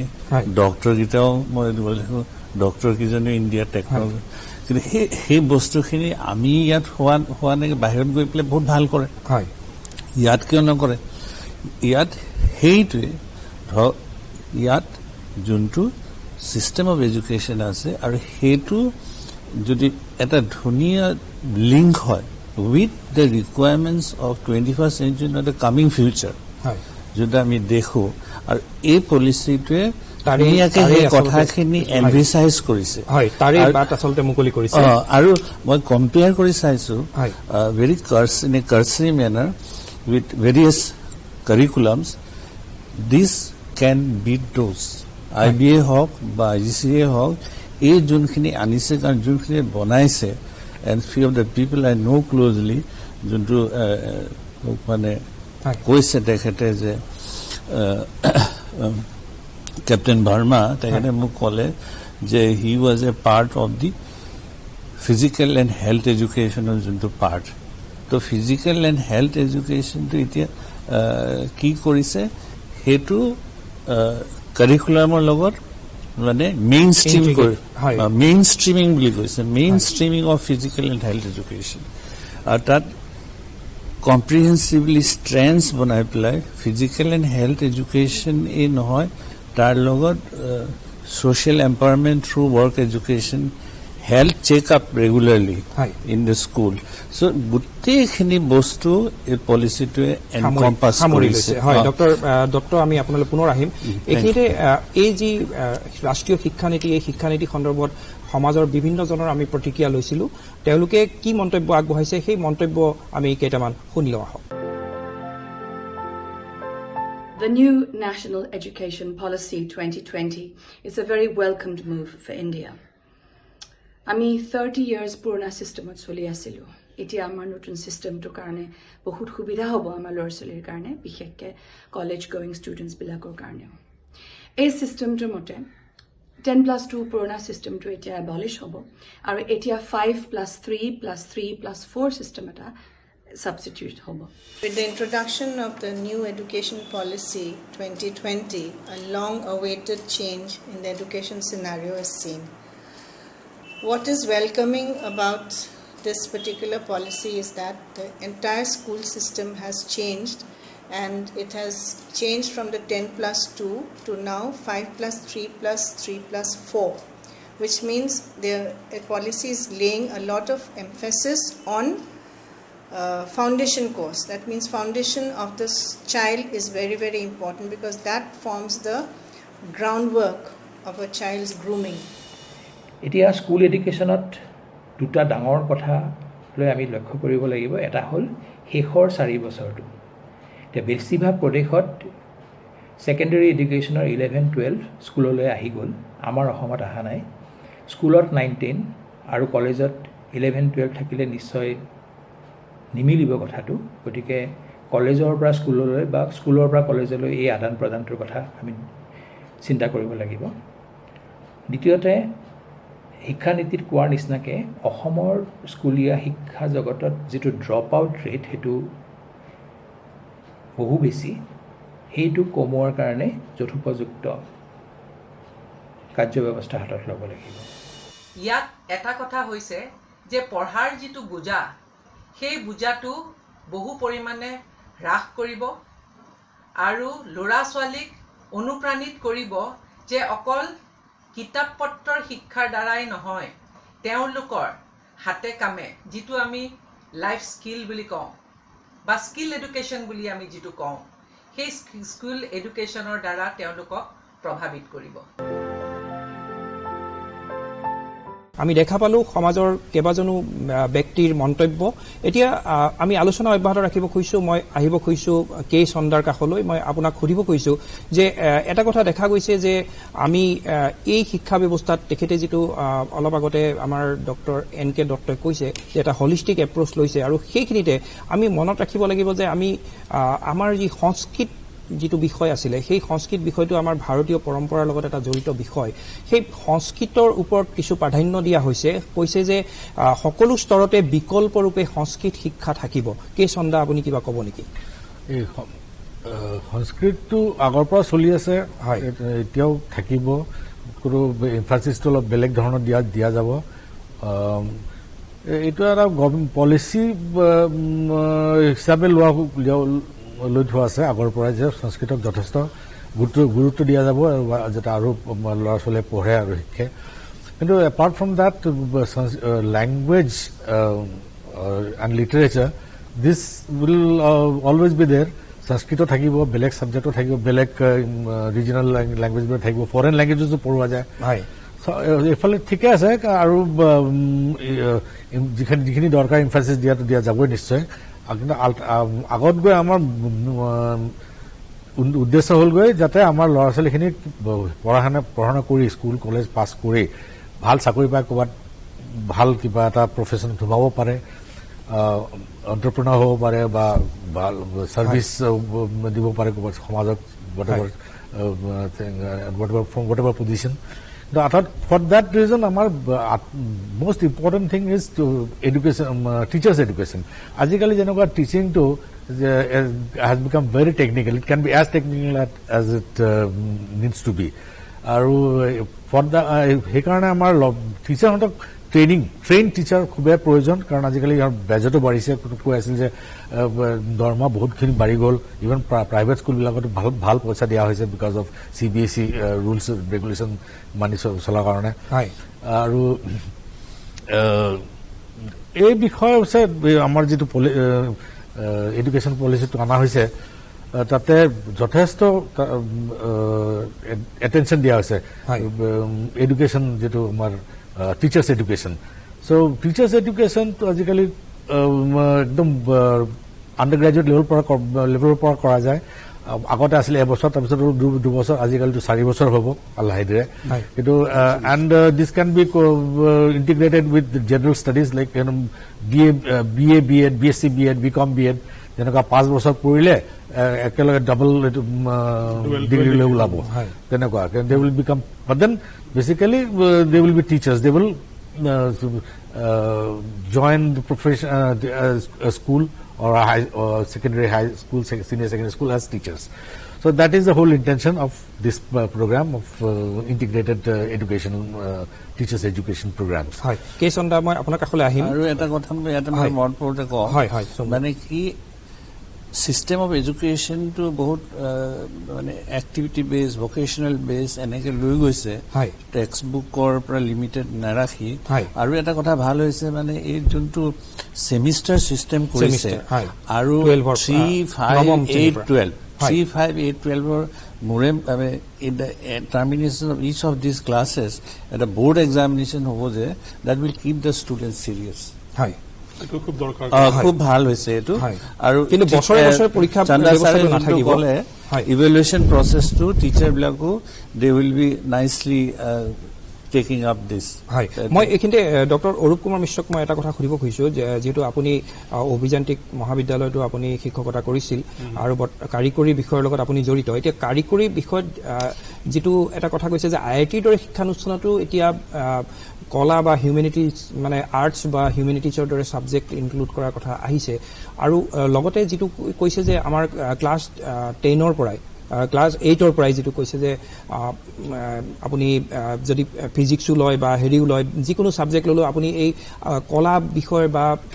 ফ্যাশন ডিজাইনিং বা আৰ্ট এইবিলাক বিষয় আপোনাৰ লগত আপুনি ল'ব পাৰিব বিষয় হিচাপে আপুনি ল'ব পাৰিব হয় গতিকে আগতে এনেকুৱা আছিল যে যিসকলে কাৰিকৰীত যাব তেওঁলোকে অকল কাৰিকৰীয়ে হেৰি কৰিব গতিকে তেওঁলোকৰ সিৰিয়াসনেছটো অলপ বেছি হৈ যায় গতিকে আপুনি কি ক'ব খোজে এই ক্ষেত্ৰত অলপ কোৱেশ্চনটো আমাৰ সিৰিয়াসনেছ বা নন সিৰিয়াসনেছৰ নহয় কিন্তু এজ এ হোল যেটো সামৰি লৈছে মন্তব্য হয় সেইটো মই কওঁ যে ইঞ্জিনিয়াৰিং কলেজ বা আইআইটি বা ডাঙৰ ইঞ্জিনিয়াৰিং কলেজ ইনষ্টিটিউচন টেকনিকেল সেইবোৰত আগৰ পৰাই আপোনাৰ হিউমেনিটিজ আৰু অন্যান্য সায়েন্সৰ প্ৰাদুৰ্ভাৱটো আছিলে হয়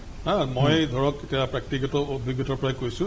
যেতিয়া আমি অসমৰ শিক্ষা ব্যৱস্থাৰ পৰা অসমতে মই অসমীয়া মিডিয়ামত পঢ়ি পেলাই আসাম ইঞ্জিনিয়াৰিং কলেজৰ পৰা ইঞ্জিনিয়াৰিং পাছ কৰি যেতিয়া 1979 চনত 29 years 31 years back যেতিয়া গলো কানপুৰ আইআইটি তাত দেখিলো যে তাতে ইঞ্জিনিয়াৰিংৰ লগতে সমানে আপোনাৰ এই ডিপাৰ্টমেণ্ট আছে এইচএছএছ বুলি কয় হিউমেনিটিজ সোশিয়েল সায়েন্স সিমানেই গুৰুত্বপূৰ্ণ তাত এনেকুৱা ভাল প্ৰফেছৰ কিছুমান আছে যে আপোনাৰ ভাবিলে আচৰিত লাগে অথচ ইঞ্জিনিয়াৰিং কলেজ বা আইআইটিখন আৰম্ভ কৰোঁতে কৈছিলে যে প্ৰথম দুটা সেমিষ্টাৰ বা ফাৰ্ষ্ট ইয়াৰত যিখিনি physics chemistry maths economics English লাগে বা সোশিয়োলজি লাগে এইখিনি পঢ়াবৰ কাৰণে এইবোৰ সাপোৰ্টিং ডিপাৰ্টমেণ্ট দেখা গ'ল যে সাপোৰ্টিং ডিপাৰ্টমেণ্টবোৰৰ কিছুমানৰ পাৰফৰ্মেন্স বহুত ভাল আমি পঢ়ি থাকোঁতে সেই বছৰ 7 নম্বৰ জনে যেটো মানে ভাৰতৰ নোবেল বুলি কয় ভাটনাগৰ এৱাৰ্ড 7 নম্বৰ জন মানুহে মানে পালে ফ্ৰম কেমিষ্ট্ৰি ডিপাৰ্টমেণ্ট তো দেখা গ'ল যে যিবোৰ একচুৱেলি কেমিষ্ট্ৰিৰ ওপৰত কাম কৰা proper university Delhi university Lucknow বা মাদ্ৰাজ বা কলকাতা তাতেও সিমানে পোৱা নাই যিমান কানপুৰ আইআইটি যিখন ইঞ্জিনিয়াৰিং আপোনাৰ মতে ইঞ্জিনিয়াৰিং কলেজ ইনষ্টিটিউট তাৰে কেমিষ্ট্ৰি প্ৰফেছৰে 7 জনে কিন্তু ভাটনাগৰ এৱাৰ্ড পাইছিল আৰু আপুনি বিশ্বাস নকৰিব আপোনাৰ ফিলচফি সোশিয়োলজি এইবোৰ যিবোৰ সাবজেক্ট আছিলে এইবোৰত যিখিনি টিচাৰ্ছ আমি পাইছিলো সেই মানুহখিনি মানে গ্লোবেলি দে আৰ ভেৰি ৱেল নন ইমান হাই লেভেলৰ তেওঁলোকে শিক্ষা মানে তেওঁলোকে প্ৰদান কৰে আৰু ইঞ্জিনিয়াৰিং কলেজৰ সেই সময়ত আমি আচৰিত হৈছিল যে অসমৰ পৰা গৈ পেলাই কানপুৰত এটা it's a big culture shock তাৰপিছত যেতিয়া আকৌ বিদেশলৈ গ'লো পঢ়িবৰ কাৰণে বা কিবা কিবি সৰু সুৰা ট্ৰেইনিং প্ৰগ্ৰেম এইবোৰৰ কাৰণে দেখিছোঁ বাপৰে তাততো আৰু সাংঘাতিক আপুনিতো ক'লেই যে মিউজিকৰ শিক্ষা বা অন্যান্য ফাইন আৰ্টছ পাৰফৰ্মিং আৰ্টছ সেইবোৰো একেলগে ইঞ্জিনিয়াৰিং বা টেকনলজিৰ লগতে সমানে সমানে তেওঁলোকে আগুৱাই লৈ গুচি গৈছে নতুন যিখন আমাৰ আহিলে ৰাষ্ট্ৰীয় শিক্ষানীতি সেইখনত এই ধৰণৰ কথাবোৰ যিখিনি ভাল ভাল কথা অতদিনে চলি আছিলে আলোচনা হৈ আছিলে বেলেগত হৈ আছিলে সেইবোৰ আনি পেলাই একেলগ কৰি পেলাই আমাক এতিয়া দিছে উলিয়াই পেলাই মাল্টি ডিচিপ্লিনাৰী মাল্টি ডাইমেনশ্যনেল এটা এপ্ৰ'চ লোৱা হৈছে ইউনিভাৰ্চিটিজ বা ইঞ্জিনিয়াৰিং কলেজবোৰত 3টা ভাগত তেওঁলোকে এটা চেষ্টা কৰিছে ভাগ কৰাৰ কাৰণে কিছুমান ধৰক ইউনিভাৰ্চিটি বা কলেজ হ'ব ৰিচাৰ্চ ইণ্টেনচিভ তাত গৱেষণাতে মুখ্য স্থান পাব ছেকেণ্ড কেটেগৰীটো হ'ব টিচিং ইণ্টেনচিভ য'ত দৰকাৰ আছে থাৰ্ডটো হ'ব আপোনাৰ model multidisciplinary education and research university বা মেৰু MERU ইতিমধ্যে আমাৰ ভাৰতবৰ্ষত যি 16খন IIT বা 30খন NIT আছে এই ইনষ্টিটিউশ্যনবোৰত ইতিমধ্যে সেই ধৰণৰ ব্যৱস্থা চলি আছিলে আৰু এতিয়া সেই বস্তুটোকে অলপমান ফৰ্মেলাইজ কৰি পেলাই দিয়া হ'ব আমি অসমৰ কিছুমান মোৰ কিছুমান বন্ধু আমাৰ সমসাময়িক তেওঁলোকে দেখিছিলোঁ যে যিটো কথা চন্দ্ৰয়ো কৈছে দত্তয়ো কৈছে ইলেক্ট্ৰনিক্স ইঞ্জিনিয়াৰিং পঢ়িবলৈ গৈছিলে বিটছ পিলানী ৰাজস্থানত ঘূৰি আহোঁতে ডাবল ডিগ্ৰী লৈ পেলাই ওলাই আহিছে আফটাৰ 5 years তাৰমানে উইথ বায়'টেকনলজি তেওঁ আছিলে ইণ্টাৰেষ্ট ইন বায়'টেক যিটো সম্পূৰ্ণ বেলেগ কথা বায়'টেকৰ লগতে একেলগে তেওঁ ইলেক্ট্ৰনিক্স ইঞ্জিনিয়াৰিং পঢ়ি পেলাই ওলাই আহিছে মোৰ কেনেকৈ হ'ল বোলে পচিবল কিছু বেছি তাৰমানে আমি এতিয়া সেই বস্তুটো কৈছোঁ CBCS choice best credit system মই একোটা ছাবজেক্ট পঢ়ি পেলাই মই মোৰ ক্ৰেডিটখিনি জমা কৰি থৈ যাম বেংকৰ নিচিনাকে মই আধাতে পঢ়া বাদ দি পেলাই গুচি গ'লো মোৰ সেইখিনি থাকি গ'ল বেংকত থকা পইচা মই আফটাৰ 1 year 2 year অসুবিধা আছিলে মই পঢ়া বাদ দিলোঁ আকৌ আহিলোঁ ঘূৰি পেলাই মই সেইখিনি কেৰি অভাৰ কৰিলোঁ গতিকে এই যে এটা আপোনাৰ ফ্লেক্সিবিলিটি মই পাৰিছোঁ পঢ়িছোঁ মই পঢ়া নাই ওলাই গৈছোঁ চাকৰি কৰিছোঁ টকা ইনকাম কৰিছোঁ আকৌ গুচি আহিছোঁ সেই ধৰণৰ কথাবোৰ খুবেই ভাল হ'ব যেন লাগিছে এইখন নীতিয়ে অকণমান বেছিকে আগুৱাই দিছে লেটাৰেল এন্ট্ৰি আৰু লেটাৰেল এক্সিট বুলি কয় ঠিক আছে ডক্টৰ অৰূপ কুমাৰ মিশ্ৰ এইটো যথেষ্ট আশাব্যঞ্জক কথা নহয় জানো হয় হয় আহিম আপোনালৈ আমি অনুষ্ঠান আমাৰ হাতত বেছি সময় নাই সামৰিবলৈ আচলতে কিন্তু তথাপিও মই পংকজ দাসৰ ওচৰত যাব খুজিছোঁ মই আপোনাক এটা প্ৰশ্ন কৰিব খুজিছোঁ যে ব্যক্তিগত খণ্ডৰ যিবিলাক আমাৰ বিদ্যালয় আছে সেই বিদ্যালয়সমূহে এই ক্ষেত্ৰত এই শিক্ষানীতিৰ দ্বাৰা কেনেধৰণৰ প্ৰভাৱ পৰিব বুলি ভাবে সেই শিক্ষানুষ্ঠানসমূহত এই পলিচিটোত এটা তেওঁলোকে কৈছে যে চৰকাৰে গোটেইকেইটা কাম নিজে যিহেতু কৰে তাতে কনফ্লিক্ট অফ ইণ্টাৰেষ্ট হয় চৰকাৰে ৰেগুলেশ্যন কৰে চৰকাৰে মনিটৰ কৰে ৰেগুলেশ্যন কৰে আৰু চৰকাৰে প্ৰভাইডো কৰে আৰু চৰকাৰে একাডেমিক যিটো নিড আছে সেইটোও ছেট কৰে আৰু বোৰ্ডো বেছিখিনি আপোনাৰ চৰকাৰী এক্সেপ্ট এখন বোৰ্ডৰ বাহিৰে বা যিখিনি বিদেশৰ আৰু আমাৰ দেশৰ এখন হ'ল প্ৰাইভেট বাকীখিনি চব চৰকাৰী তো গোটেইখিনি কাম চৰকাৰে একেলগে কৰে গতিকে এটা বস্তু এটা চাব আপুনি সেইটো লাগে আপুনি এয়াৰলাইনছে হওক বা যেতিয়া আপোনাৰ টেলিকম আছিলে যে চৰকাৰী অনুষ্ঠানকেইখনত তেওঁলোকৰ যিটো অভাৰচাইট থাকে সেইটো যথেষ্ট কম কৰে কিন্তু প্ৰাইভেটৰ ওপৰত বেছি কৰে তো তাতে এই কথাটোৰ কাৰণে ক্ষতি কিন্তু চৰকাৰৰ হয় কাৰণ যিমানে ইনস্পেকশ্যন নহয় যিমানে একাউণ্টেবিলিটি নহয় সিমানেই কিন্তু কোৱালিটিটো মানটো নষ্ট হয় তো ফলত এইবাৰ তেওঁলোকে প্ৰপ'জেল কৰিছে যে ডিপাৰ্টমেণ্ট অফ এডুকেশ্যন তাৰমানে গভৰ্ণমেণ্টে ছেক্ৰেটেৰিয়েটে তেওঁলোকে কেৱল মনিটৰ কৰিব আৰু পলিচি মেকিং কৰিব আৰু ডিৰেক্টৰেট অফ এডুকেশ্যনে তেওঁলোকে ৰেগুলেট কৰিব আৰু স্কুলকেইখন চলাব কিন্তু চৰকাৰী স্কুলহে চলাব হয় আৰু প্ৰাইভেটৰ কাৰণে এইটো হৈছে যে যিটো ষ্টেট লেভেল কমিটি হ'ব সেই ষ্টেট লেভেল কমিটিটোহে প্ৰাইভেটৰ কামবিলাক চাব আৰু তেওঁলোকে ষ্টেণ্ডাৰ্ড ছেট কৰিব আৰু যিটো সকলোৰে কাৰণে একে হ'ব মানে প্ৰাইভেট আৰু পাব্লিক প্ৰাইভেট আৰু গভৰ্ণমেণ্ট দুইটাৰ কাৰণে একেটাই হ'ব কোৱালিটি যিটো ষ্টেণ্ডাৰ্ড হ'ব তো এই বস্তুটোত এই কথাটো এই পলিচিটোত হৈছে যে প্ৰাইভেটৰ কাৰণে আমি এনেধৰণে যদি এই কথাটো ইমপ্লিমেণ্টেশ্যন ভালকৈ হয় তেনেহ'লে আমি কিছু পৰিমাণে আমি অলপমান ভালকৈ কাম কৰিব পাৰিম বুলি ভাবিছোঁ হয় ধন্যবাদ পংকজ দাস আৰু আপোনাক শেষত এটা মন্তব্য আপোনাৰ পৰা জানিব বিচাৰিম যে এই শিক্ষানীতি সম্পৰ্কত যি সম্ভাৱনা ই কঢ়িয়াই আনিছে ৰাষ্ট্ৰীয় শিক্ষানীতি এই শিক্ষানীতিৰ সম্ভাৱনাসমূহক লৈ আপুনি সন্তুষ্ট নহয় জানো আপুনি ইতিবাচক হয় ডক্টৰ অৰূপ কুমাৰ মিশ্ৰ আপুনি কি ভাবে একদম খুব কম শব্দত না মই এটা বাক্য কম যে মই অত্যন্ত আশাবাদী আৰু মই ভাবিছোঁ যে যদি মই আগতেও কৈছোঁ যদি আমি ঠিক ৰাস্তাত থাকি যিধৰণে মানুহখিনিয়ে চিন্তা কৰিছে আমাৰ এক্সপাৰ্টছখিনি আমি যদি আগবাঢ়ি যাওঁ তেতিয়াহ'লে ভাৰতবৰ্ষ এটা সময়ত গৈ পেলাই এডুকেশ্যন ক্ষেত্ৰত ৱৰ্ল্ড লিডাৰ হ'ব। হয়, ডক্টৰ NK দত্ত আপুনি কি ভাবে? মই ভাবোঁ যে এতিয়া আইডিয়াটো খুবেই ভাল, হয়, দ্য ইমপ্লিমেণ্টেশ্যন ইজ দ্য কি। যদি এইটো ভালকৈ ইমপ্লিমেণ্ট হয় নিশ্চয় মানে আমি যোনখিনি আমাৰ যোনখিনি এডুকেশ্যন অভাৰ দ্য ইয়াৰ্ছ আমি দেখিলোঁ যে এইখিনি আমাৰ গেপছ, সেই গেপছখিনি আমাৰ ফুলফিল হ'ব আৰু অল ৰাউণ্ড ডেভেলপমেণ্ট হ'ব ল'ৰা ছোৱালীৰ, আৰু সেইটো national building as a living nation and